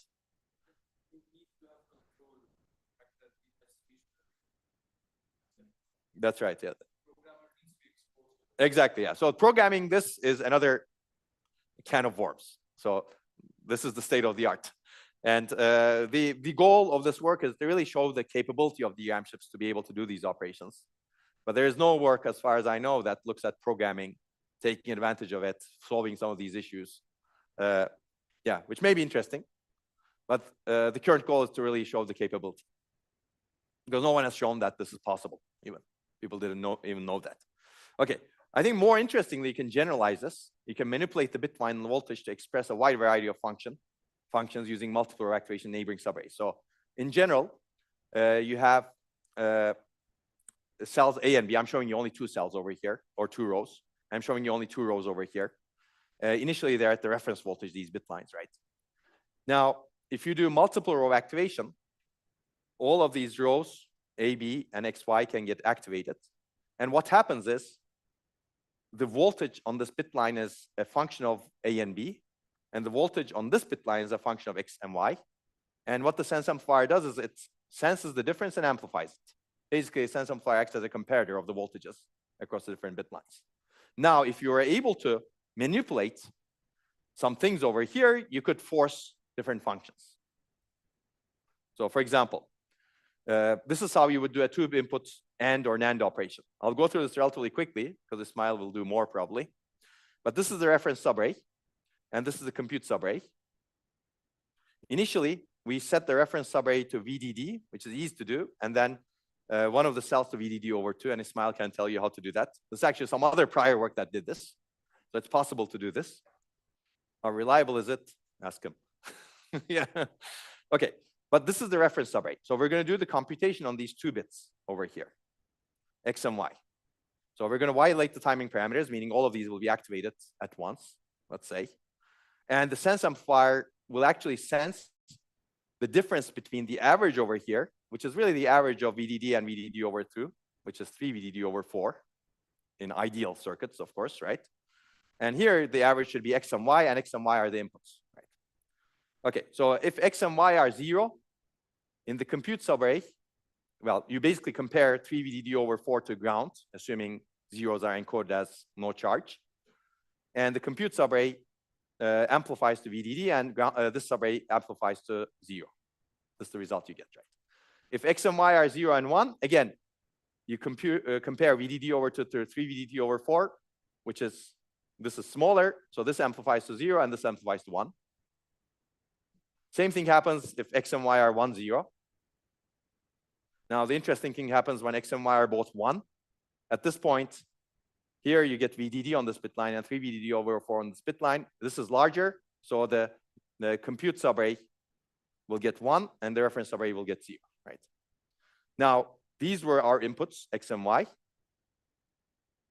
Okay, this is better, yeah. This is the AND function, right? In the compute subarray, you have the AND function. In the reference subarray, you have the NAND function, which is nice.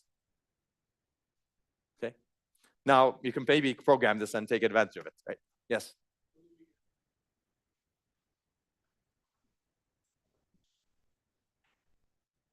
It's not a binary cell. It's a capacitor. Yeah, that's the magic. Is there a good way of explaining it? No, there you go. It's a bit complicated. No, you don't hardwire. There's a way of setting these cells. Yeah. How reliable is it? Yeah. Mm-hmm.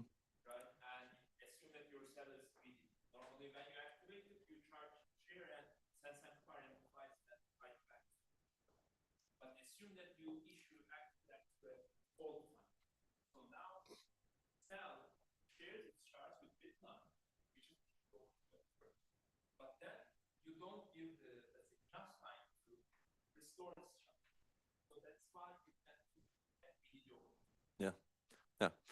Okay, so that's the current status, and other papers have showed this, and Ismail replicated it. So it's possible to do it, but I have a better way. Modify the DRAM chips in the future, so this is very easy. And that's actually very easy, actually. You just, yeah. Anyway, I'm not going to go into very easy. But basically, I think my point is, these are from real DRAM chips, and there are ways to actually try to do these things. But if you actually are thinking of designing DRAM, and you design DRAM with this purpose in mind, you can actually do these operations a lot simpler, because we don't currently have the interfaces or the ability to set things to particular values. Yes?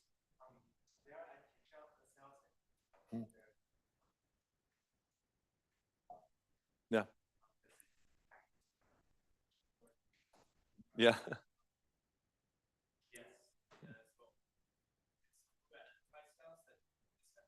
Yes.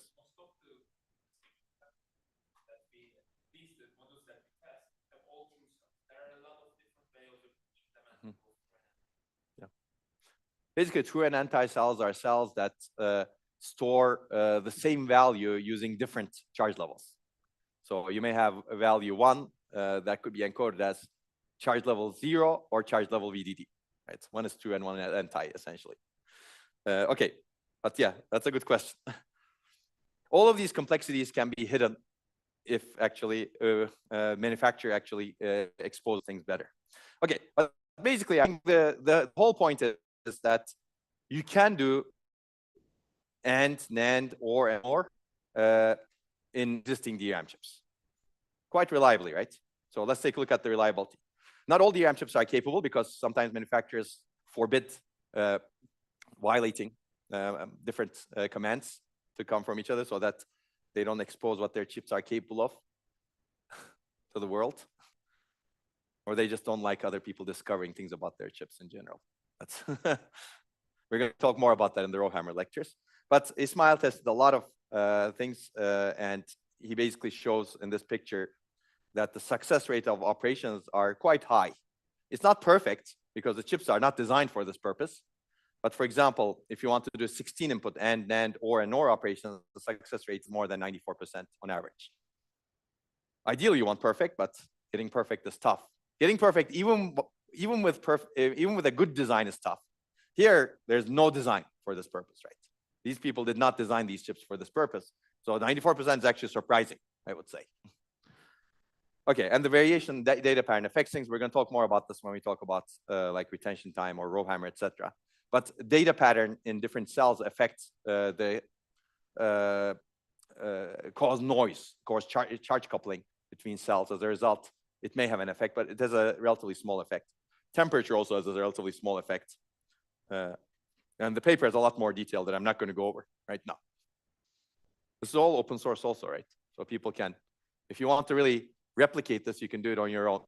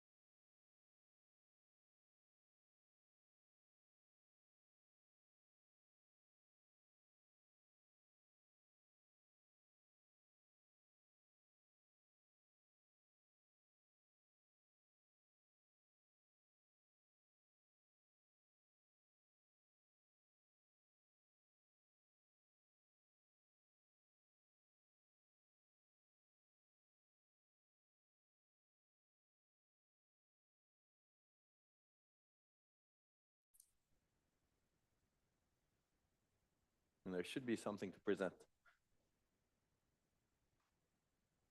Okay, no more questions on this topic? Yes, go ahead.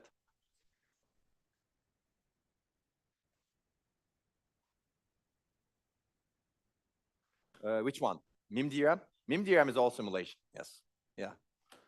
I mean, you can imagine, well, MIM-DRAM, yeah, it's simulation for multiple different reasons, but one reason is you don't have a fine-grained DRAM today, or sectoring in DRAM. But you could imagine someone building a MIM-DRAM like substrate, or SIM-DRAM like substrate on top of what Ismail showed, right, in real DRAM chip. It's a lot of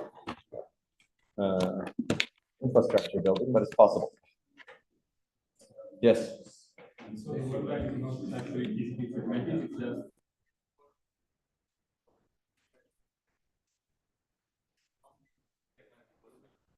How do you segment the word line? No, it's not segmented. Yeah, you need to change the hardware for that. Yeah. Another question in the back? No, your question is gone.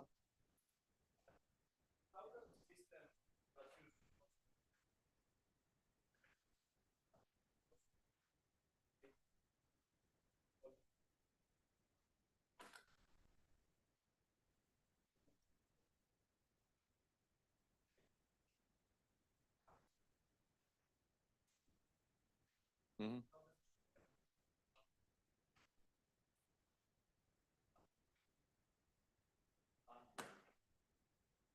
Mm. I mean, I don't know. Mm-hmm.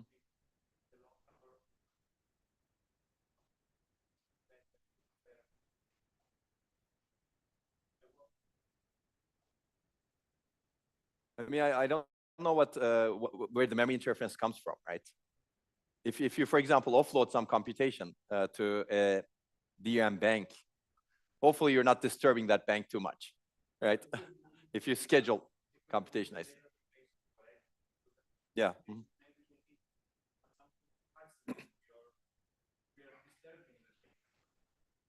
Yeah, yeah.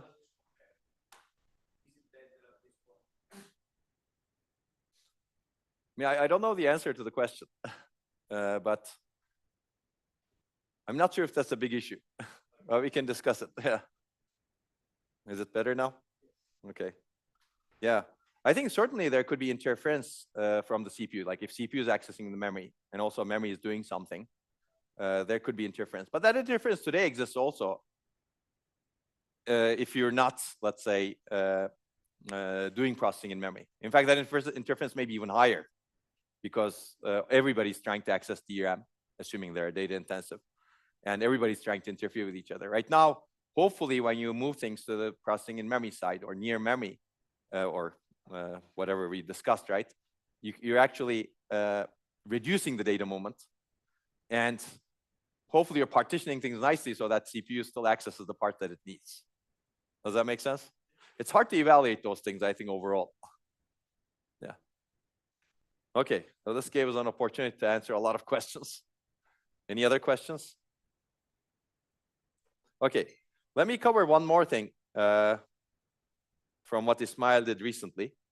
This paper also looks at a lot of reliability, etc. issues. For example, it shows you can do majority 5, majority 7, 7 input, 9 inputs, 5 input majority operations by activating 31 different rows at once. This improves the reliability, right? For example, if you can activate 31 different rows at once, if you can activate some number of rows at once, you can actually copy the data multiple times so that you can improve the reliability of the majority operation.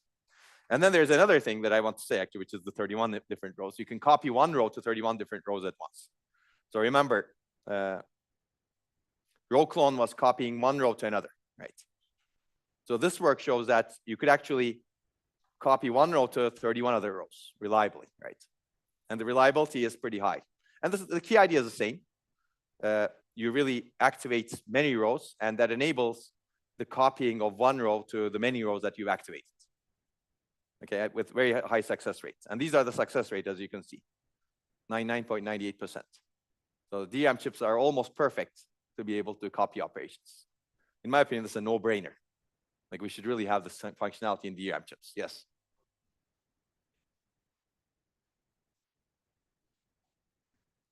Maybe, yeah. Again, I think you should think of this as a demonstration of the capability of the DRAM chips. It's always good to think about the DRAM chips are not designed for this purpose today, right? They're not advertising that they should do this or they're doing this. So we're demonstrating that, oh, even in this situation, you're getting almost perfect accuracy. Maybe you change something in the design to make it more reliable, right? I think that's a good mindset. But if you are really willing to use existing DRAM chips for this purpose, then you think about what to do with the remaining 0.0002%.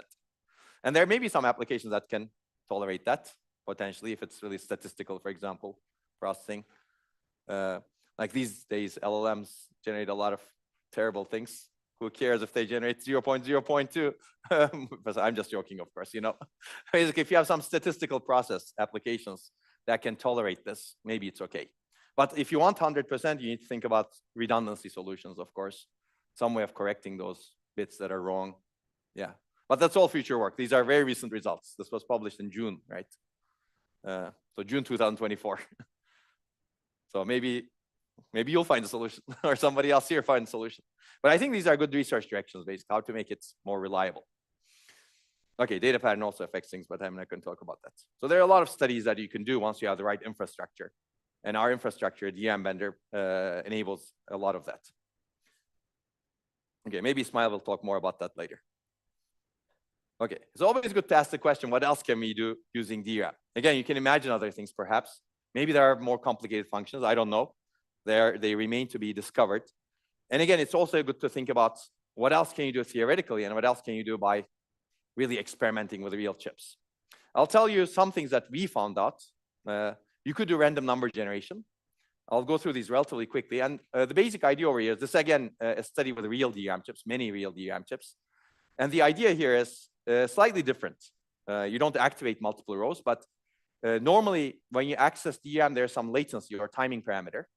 And that's there to guarantee reliability. Like when you access DRAM, you get the correct data that's stored over there. If you violate that timing parameter, if you reduce the timing parameter, you don't wait enough, basically, then you're not giving the circuits enough time to settle, meaning that you may read the wrong data. Now, it turns out, if you choose the right timing, some cells fail randomly, meaning they fail 50% of the time and they don't fail 50% of the time. And you can use this as a signal for random number generation. Basically, some cells act as random number generators. And if you know which cells are really good random number generators, which is really dependent on the DRAM chip, you can profile those cells and basically keep a profile and do the random number generation completely in the DRAM chip, which is fascinating, I think. I think the benefit of this is you can now implement security functions inside the DRAM chip without putting extra logic for random number generation. So this work showed that you could do this at high throughput and low latency and low energy. This work showed that you could actually do even better. This is Ataberk's work. And you need to think about system design for this sort of random number generation as well. And this work showed that you could actually do physical unclonable functions, meaning if you actually violate the timing parameters in an appropriate way, which is determined by profiling, some cells always fail. And these cells that always fail have a unique pattern in each DRAM chip, meaning they form a signature of the hardware. This is also called a physical unclonable function, meaning this is a function that's physical, dependent on the DRAM chip. And the reason is variation, process variation. This signature is unique. And this is useful for some security functions where you really need to identify the device you're talking with, right? This is the device that I'm talking with that I trust because somebody registered this device before. And I'm going to verify that this is the device that I'm talking with by asking them the question, give me your physical unclonable function inside your DRAM. And if they return the right signature that I've registered before, then this device I will trust this device. This is called attestation. It could be done remotely. But that's why you may need these device signatures. And this paper shows that you actually have a very good device signature by violating the timing parameters in a nice way. Okay, so there are other more complicated functions. If you want to get more complicated functions like multiplication, division directly inside DRAM, that's tough. Ideally, you would like that, using DRAM, I should say. You can always add a multiplier, but that's expensive. But we're going to talk about that also when we talk about near memory. But one way of doing this is using lookup tables. And this paper proposed a way of thinking about DRAM as lookup tables. We may cover that later on. I think this sort of thinking is actually necessary going forward. How do I actually enable better lookup tables in memory? And how do I enable better computation mechanisms in memory? I think bit serial is good, but it's not enough, in my opinion, because yes, you can build any function on top of it, but the overheads start increasing. Combining bit serial with lookup tables and maybe better lookup table mechanisms, and maybe some other way that no one has discovered yet to do multiplication, for example, in DRAM, that would be nice. Okay. I think I'm going to take a break after I'm done with the processing using DRAM section, if we still have time. But what about other types of memories? Essentially, the news is very good over here. Basically, any type of memory is capable of this sort of computation. I'll very quickly go over some of our results in flash memory. So we basically showed essentially the same things for flash memory. So this work shows that, for example, you can concurrently activate many rows in flash chip. You can think of this as a flash subarray. It's called a page, actually, but it's called a block. But this is what happens. You can enable concurrently activate 32 pages, and you get a bitwise AND function. This is due to the organization of the flash architecture. I'll go through this relatively quickly because we'll have some lectures on SSDs later on, which is, I think, interesting also. If you simultaneously activate multiple word lines in the same block, a bit line reads as one only when all of the target cells store as one. Because if a target cell stores 0, that means it's kind of like an open circuit, meaning it doesn't pass the charge. Meaning that if you really want a 1 output over here, all of these cells should store a 1, and that's really an AND function, right? Otherwise, it's a 0. Okay, that's AND. This way, you can actually do a bitwise AND of multiple pages concurrently via single sensing operation. And pages in Flash are large, right? How large are they? 16 kilobytes today? Yeah, 16, 64. So you can actually do it in larger granularities. And then you can also do a bitwise OR if you simultaneously activate word lines in different blocks because they're connected in different ways. And a bit line reads as 0 only when all of the target cells store 0 in this case, which is an OR function. Okay, I'll go through. And these are actually demonstrated on real flash chips. You can see the paper. And also, there are other bitwise operations. Flash actually has an inverse read mechanism that already provides you the NOT function. You can do this in existing flash chips. Not as easy in flash chips, actually, today. Whenever you read a page, you can get the inverse of it easily out of the flash chip today. Should be easy in DRAM also, but people haven't thought about any of these, basically. I think that's the sad part. Because you don't think about, I think this is the mindset that I will get at later on. People have thought of memory as memory. They didn't really develop any of these functions. In a sense, it's very exciting that we're developing these functions in 2020s. But imagine what people could have developed if they didn't have this mindset that really restricted the memory to be memory. It's a bit sad in the grand scheme of things, right? We've covered a long way in computing since 1940s, 50s. And people really haven't thought about these things. That's really amazing to me, I think. You just needed some people who really thought differently, I think. Then who knows what else people can find, I think, if you think different. Okay, so basically we showed that in flash memory, it's a little bit easier because what a flash controller does, and you will see in later lectures, is that voltages of each cell is programmable by the flash controller. This is very different from DRAM.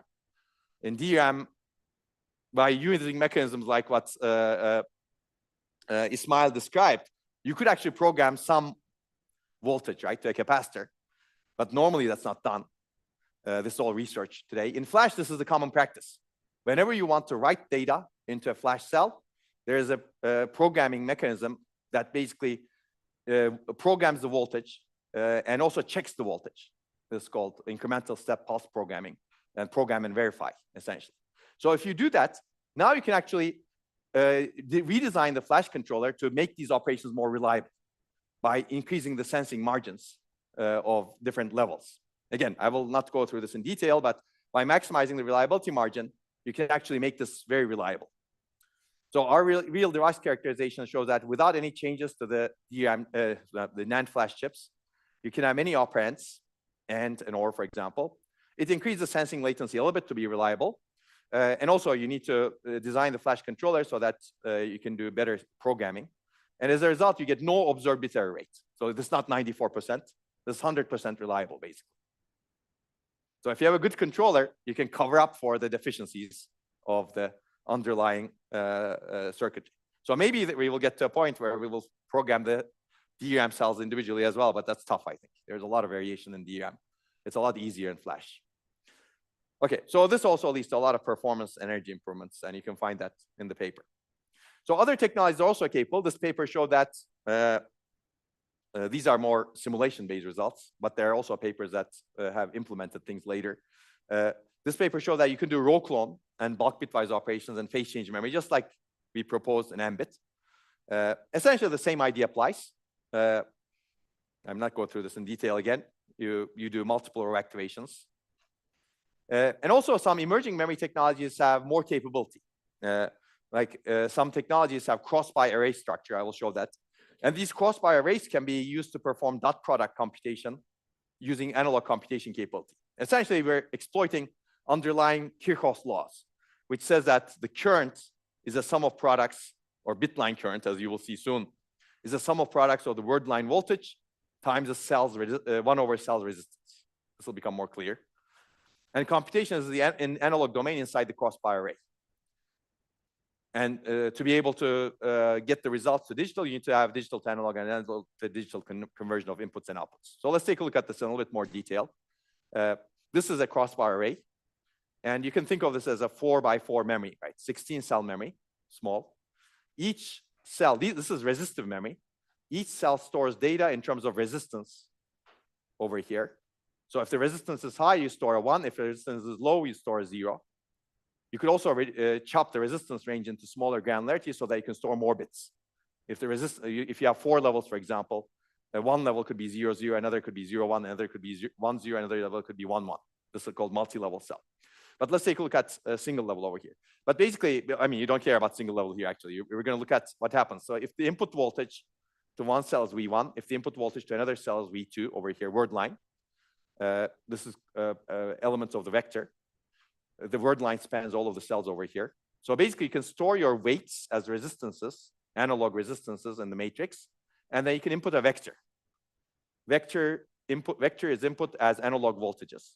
Now let's take a look at 1 bit line and 2 cells in 1 bit line. The current at the end of the bit line is the sum of the current flowing over here and then here, right? Basically, current over here is really the sum of current here, which is V1 times the conductance G1. Conductance G1 is really 1/R1, plus V2, the input voltage over here, times the conductance, or 1/resistance of this weight over here, this resistor. So that's put over here. Basically, you're really multiplying the vector of voltages with the vector of resistances over here. So that's really the dot product. At the end of each bit line, you get a dot product. And in the end, the output over here you get is really the matrix vector multiplication. It's a vector that has the results. That sounds good, right? So it's beautiful. I agree. And I think there's an animation over here that said that did essentially what I said. Yeah. So that's basically, so there are a lot of issues over here. It could be easily programmable. So this is the high level. That's what you get as output. Okay. Okay. So are the resistors easily programmable? They're more easily programmable than DRAM, certainly. But there are reliability issues. There could be noise, for example.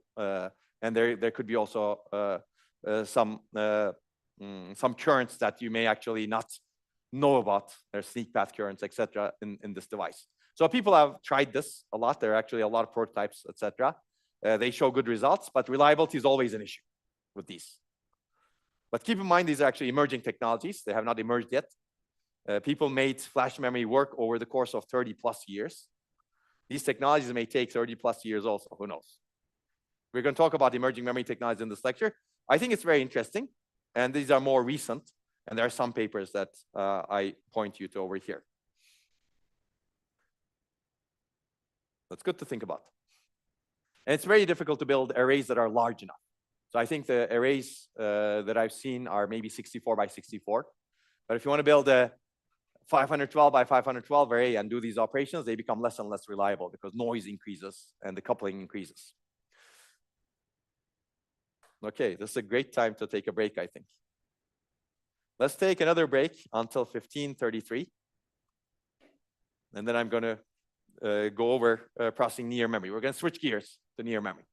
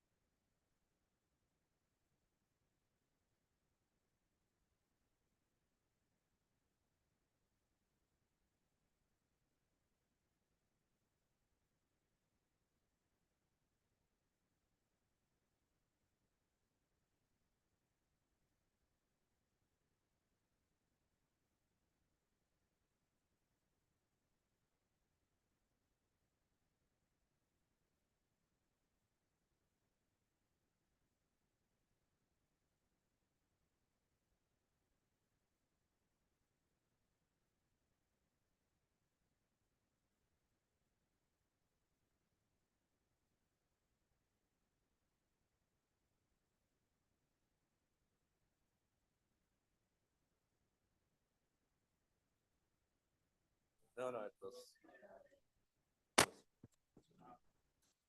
Yeah, let's see. Yeah. Oh, is it a different one? This is from the room, I guess. Okay. Okay.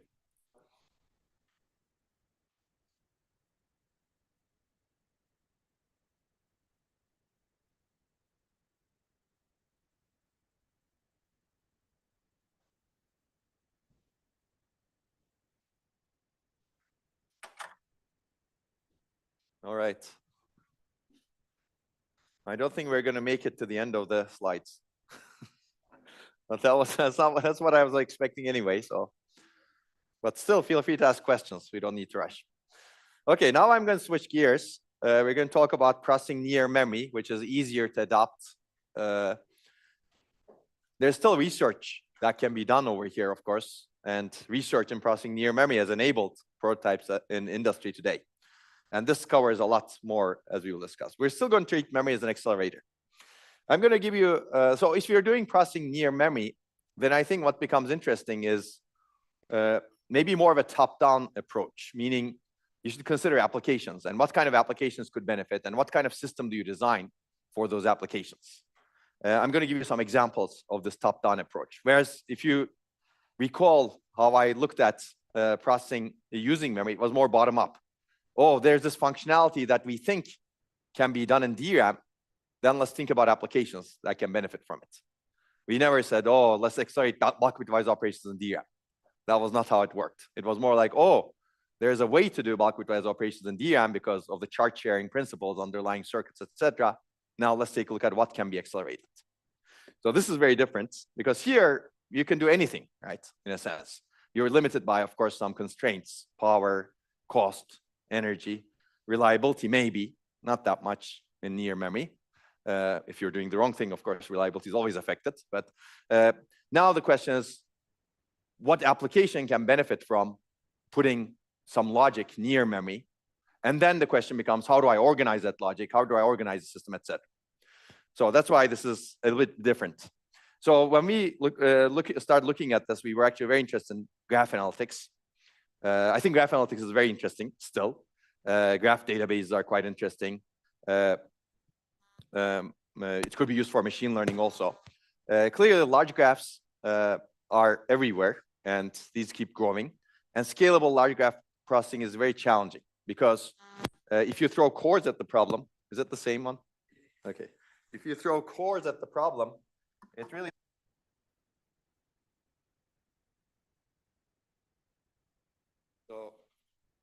and the reason is, in many graph processing algorithms, you have enough random memory accesses to really cause a big memory bottleneck. And also, you don't have a lot of computation, at least in general, overall, to cover for those memory accesses, meaning to overlap those memory accesses. So you're very memory bandwidth bound because of a lot of random memory accesses. In general, memories don't do well with random memory accesses because, as we will discuss in later DRAM lectures, if you have streaming accesses, meaning you're accessing consecutive locations in memory, you can actually access those locations from the row buffer, which is essentially sense amplifiers, which are essentially SRAM-like structures, and the bandwidth can be very high. If you're doing random accesses, then you have a lot of row buffer conflicts, and you access all over the memory. As a result, your bandwidth reduces significantly. So this is a very bandwidth-bound problem without enough computation to cover for the latency effects of that bandwidth. So we said at that time we were futuristic. These technologies, 3D stacking, is very interesting, and they enable us to put processing capability in the logic layer, and then there are memory layers that could be stacked on top of it, and then you have high bandwidth connections to those memory. It was never enough memory over there, so we always thought this should be a distributed system. That's kind of what's happening in industry also, right? GPUs have high bandwidth memory, and then you have a distributed system of GPUs that connect those high bandwidth memories so that computation over here can access this other high bandwidth memory over here. So if you think about the large scale distributed GPU system, it's really there to access large amounts of memory at high bandwidth. So I think the system we designed at that time is kind of like a distributed GPU system in a different way. Okay, so basically we said that, oh, can we accelerate graph processing using this high bandwidth available to the logic layer? And then can we design a system that can actually benefit a lot of graph processing applications with this? And this is what we designed. I will not go through every single design choice because it's a huge paper that talks about a lot of design choices. And the idea is to take this cube, 3D stacked memory, and design cores inside it. It's actually a very general purpose system. It's not specialized. What we did was not specialized to graph processing, so it could be used for machine learning and anything. But we evaluated using graph processing workloads. That was our intention. And then you can connect these memories together with an interconnection network. Let me give you the high level first. Basically, we wanted to offload computation on top of this distributed system of cubes, 3D stacked memory plus logic chips. And our offloading was, you offload the graph processing computation, and then you forget about it, and then the results are returned to the host processor. It's kind of like a GPU in a sense. It's kind of like distributed GPUs, and the interface is very similar to it also. It's non-cacheable, meaning host processor cannot operate on the same graph that this is operating on. It's physically addressed, meaning there's no virtual memory over here. And then coherence we can discuss later. But basically, in each of these cubes, you have a logic layer. Inside the logic layer, the logic layer is partitioned into what's called vaults. In each vault, this is what we have. A DRAM controller. Normally, that's what you have, right? If you have high bandwidth memory or hybrid memory cube, you have a DRAM controller in each vault. Here we have an in-order core, in addition to the DRAM controller. And the idea is you can execute functions in it. And the idea is actually to partition the graph first across these cubes, and then within the cube, you partition the graph across these vaults. Each in-order core owns the memory stack on top of it. And whenever you're trying to do computation, you don't ship the data to the computation, but you ship the computation to the data. Meaning, if you want to update a graph node, you send the function to the node that owns the graph node that you're trying to update. Plus, you need to update, of course, the intermediate values, which are hopefully small. So that's the idea. So the communications are all done using remote function calls, similar to how distributed systems are programmed today. Remote procedure calls also. We took the extreme route in the sense that we didn't move the data. We always move the computation to the data. There could be, of course, a hybrid model, and later works actually explored that sort of model. So let's take a look at an example. This is what a PageRank computation does. It's a search algorithm, for example, at least its core. You basically update the next rank by multiplying the one vertex's rank with a weight. And you do it for each successor graph for this vertex. So assuming that these are in different vaults, this is how you could program. You basically change the program such that we send the function, put the function to the destination vault that we're updating. Basically, W is getting updated. You can read the paper for more detail, but that's the idea over here. And these calls can be delayed until the next barrier. You need to execute the calls at some point, but there's some actually way of actually doing non-blocking remote function calls as well. The paper has a lot of detail, but this is the idea. You can see that now we're sending the function to the node that houses value W. Okay, and you can actually rewrite your entire program to be this way, which is not that hard. Well, it's always hard to write your program, but if you know what you're doing, it's not that hard. Okay, and then we actually did this, and we found out that, oh, this is not enough to saturate the bandwidth, because there's a lot of bandwidth available to the cores underneath this memory. So to saturate the bandwidth, we actually want to put some prefetching mechanisms, and we did some prefetching mechanisms to trigger, for example, the data to be prefetched earlier, etc. And you can read the paper for more detail. But doing this, you can actually optimize the system a lot. And we didn't, as you can see, these are not specific to graph processing. This could be done for machine learning. Maybe we should have done it for machine learning. I think it's not a big leap to do it for machine learning. And you could actually specialize the cores for acceleration, right? We did not look at specialization of the cores. These were in-order cores, very simple in-order cores. There's no reason why they cannot be specialized. Okay, and these are the systems that we compared to. This is the DDR3 baseline at the time, cheap but low bandwidth. Hybrid memory cube, 3D stacked memory baseline at the time. At that time, there's no computation on the hybrid memory cube. So you connect the powerful cores or simpler cores. It's expensive, but higher bandwidth, as you can see. But you can see the processor memory dichotomy over here. And then Tesseract looks like this. Basically, it doesn't have the processor memory dichotomy. It's really a distributed system of these memory cubes, right? Actually, memory plus compute cubes. And we basically showed that you can get 8 terabytes per second bandwidth to all of the 512 cores over here, which is not bad for the work was done in 2013 after a couple of rejections. It was published, and actually the work was done in 2012 to begin with.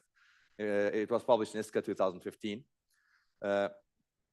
So basically, you expose a lot of memory bandwidth to many cores that are distributed, as opposed to having a memory bandwidth bottleneck, as you can see. And also, you have a lot of parallelism, right? You can basically do a lot of parallelism across all of these chips. So that's one of the other benefits. In fact, when we wrote the paper, we said that one of the things that we want from a system is memory capacity proportional performance. Meaning, as you increase memory capacity, memory bandwidth should also increase. That's really not true for DDR, this sort of systems. You can add more memory chips, but the memory bandwidth is really limited by the pins of the processor chip, because it's a very processor-centric system, right? Whereas here, as you keep adding memory capacity, memory bandwidth also increases because you're adding cores and memory at the same time. Right? I think this is a very good property of a system. And I think existing machine learning infrastructures are kind of doing that, except in a very, very inefficient way, because they're using general purpose GPUs for this purpose. Okay. Okay, so interconnect over here is very important, actually. We use the Dragonfly interconnect for the evaluations in this paper, but we're going to have an interconnect lecture later on. Okay, so without going into a lot of detail, in simulation, we showed that by rewriting the 5 graph processing algorithms that are interesting at the time, we basically showed more than 13x performance improvement, which is not bad. And then the energy reduction, well, one of the reasons is you basically have much better memory bandwidth consumption. So out of you can see that the processor-centric systems have low memory bandwidth consumption. Here, you can actually exploit almost 3 terabytes per second.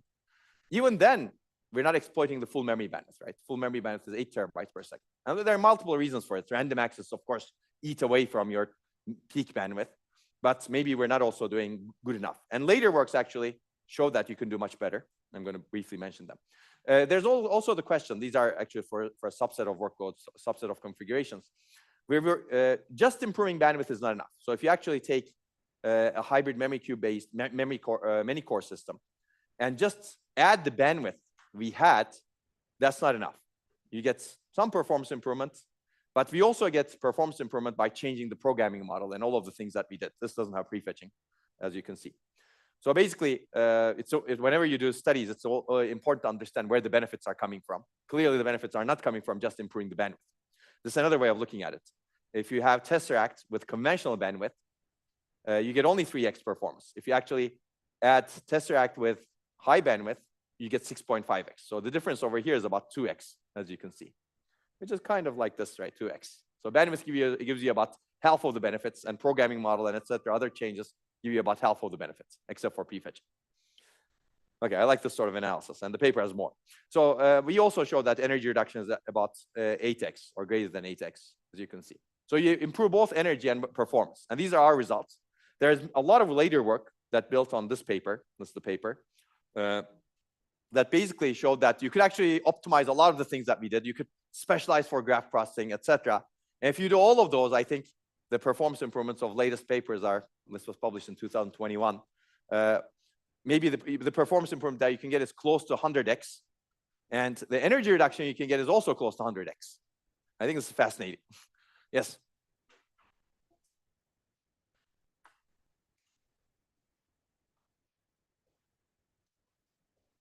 Yeah, it's all in the paper. Basically, these are all 5 graph processing workloads that, like PageRank is one of them, for example. Yeah. Single source shortest path is another example. Yeah, I don't know if we had traveling salesmen over here, but we have basically graph algorithms. Yeah. And of course, you could always question more workloads, right? But we're limited by time. Okay. Okay, this is the paper. There's a short retrospective of it. If you don't read the paper, you can read the short retrospective. These retrospectives always give you insight into like how things have changed. More recently, I'm not going to go through this in any detail at all, but if you actually, so okay, one thing to note about this paper is this rethinks the entire system, right? again, in my opinion, maybe we should have looked at more applications. So one of the, I think, things that we should have done if we had more time was look at maybe machine learning also. I think if we actually had a way of showing that this is actually general, I believe it's general because there's no reason why it's not general, right? It's in order course. You can do anything over here. Showing more applications would have been beneficial. But one thing this paper does is it rethinks the entire system. It basically says, okay, I'm going to take a blank slate approach. I'm going to basically see how I can change the hardware as well as the programming model to accelerate applications, right? That's the idea over here. And graph processing worked well. So you could take this to the next step and say basically, oh, maybe we can do more. And in this paper, we basically look at how to really change the instruction set architecture such that it's set-based. I like this sort of thinking because graph algorithms can be expressed in terms of set operations, set union, set intersection, etc. Other algorithms can also be expressed that way as databases, as we have seen, right? Bitmap indices are set operations. In this paper, we don't look at databases, but graph databases can also work over here nicely. But basically, we show that a lot of graph algorithms can be expressed with large set operations. And if you actually have a set as a data structure in your ISA, instruction set architecture, and have efficient implementations of set operations inside memory in the underlying hardware, you can co-optimize the algorithm and the entire stack, essentially. And this paper shows a lot of interesting results, both using processing near memory as well as processing using memory systems, because set operations are actually very efficient with processing using memory. Okay, I'll let you read the paper. Let's see. I don't want to go over time. Any questions? Yes.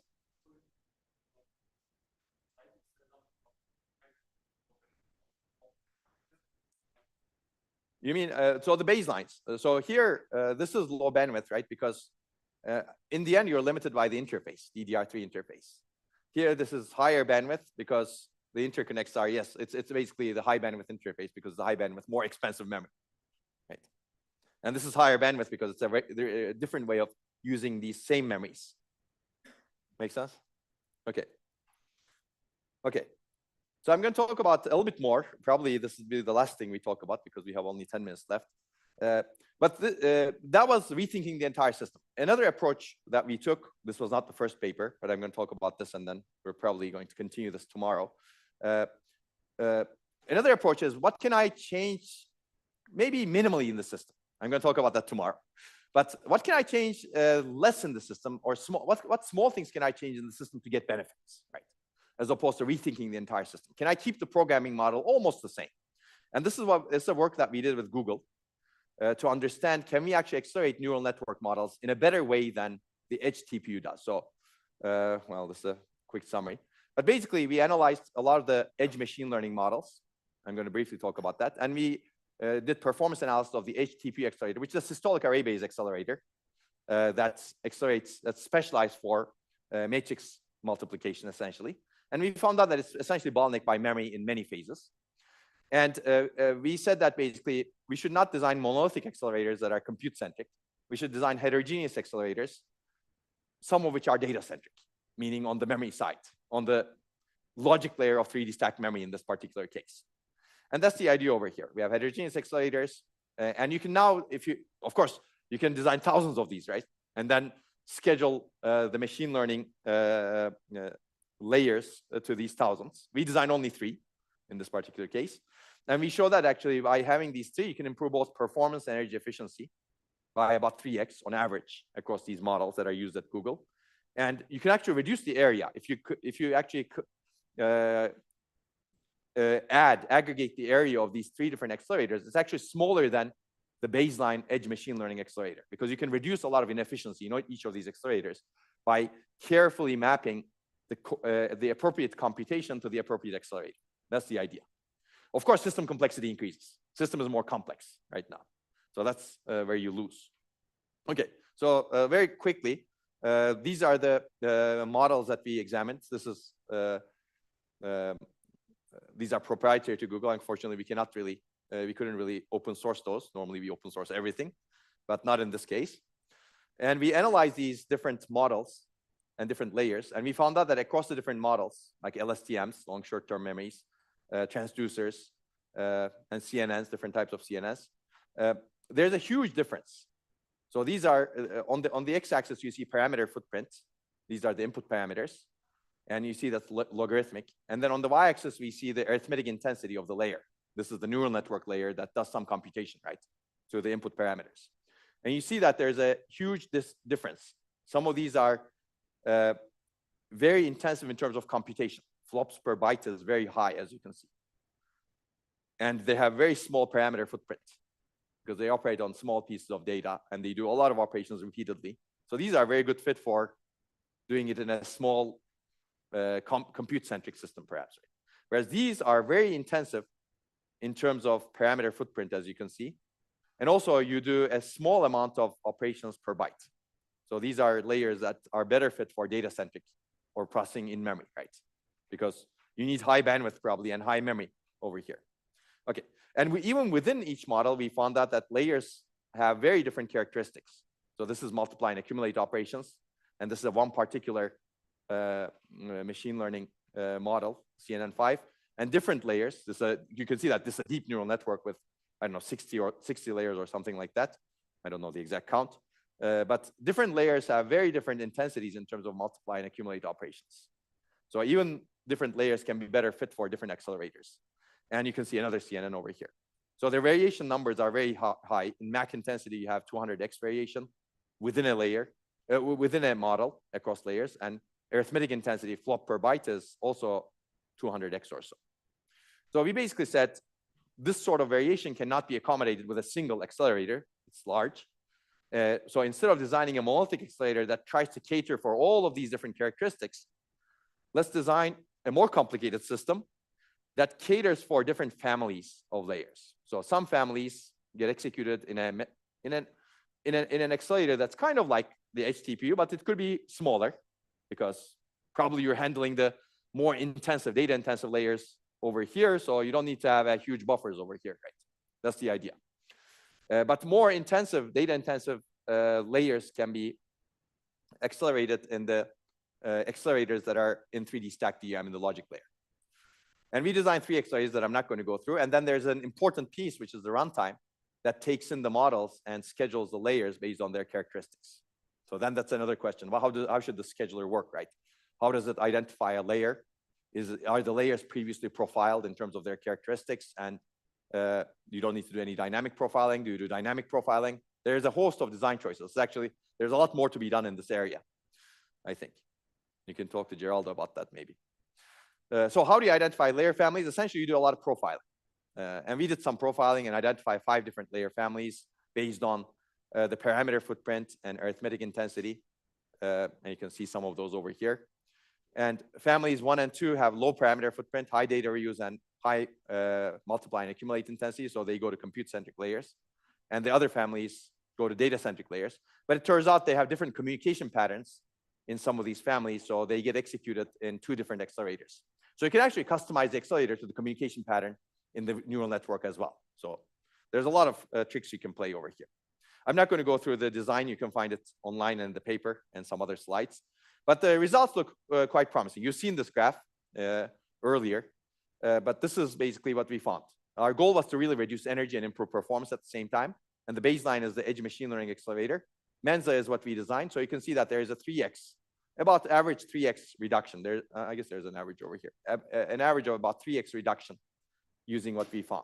In some more intensive models, you can see that that reduction is even larger. It's more like 5x over here in large machine learning models, which are more dominated by DRAM and interconnect.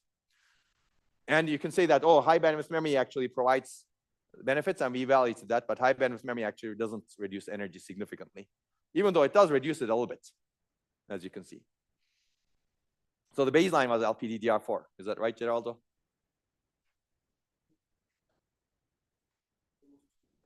Yeah. Okay. Yeah, LPDDR4. Yeah. That's the second base plus HP.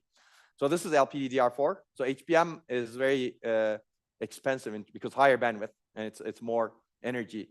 It consumes more energy, so it doesn't save energy, but it does buy performance, as you can see. So in terms of throughput improvements, HBM is not bad, but Mensa is still much better. So on average, Mensa improves the energy about, again, throughput by about 3x compared to the baseline HTPU, but The improvement is lower compared to high bandwidth memory, as you can see. Yes. Question? No? I heard something. That's why. Okay. Okay, this is where I think I will end. I can take questions, but we can end 3 minutes early. Tomorrow we're going to start from here, and we'll see if we can finish memory-centric computing, because I want to talk about RowHammer as well. Let's see what mileage we will get. So I'll see you all tomorrow. And tomorrow we're in a different lecture room. Okay. Down the. Okay, so it's still around here. Is this a better lecture room? Okay, at least we can breathe. And that's based on scientific data as well. It's 620 particles per meter or something, whatever, CO2. Yes.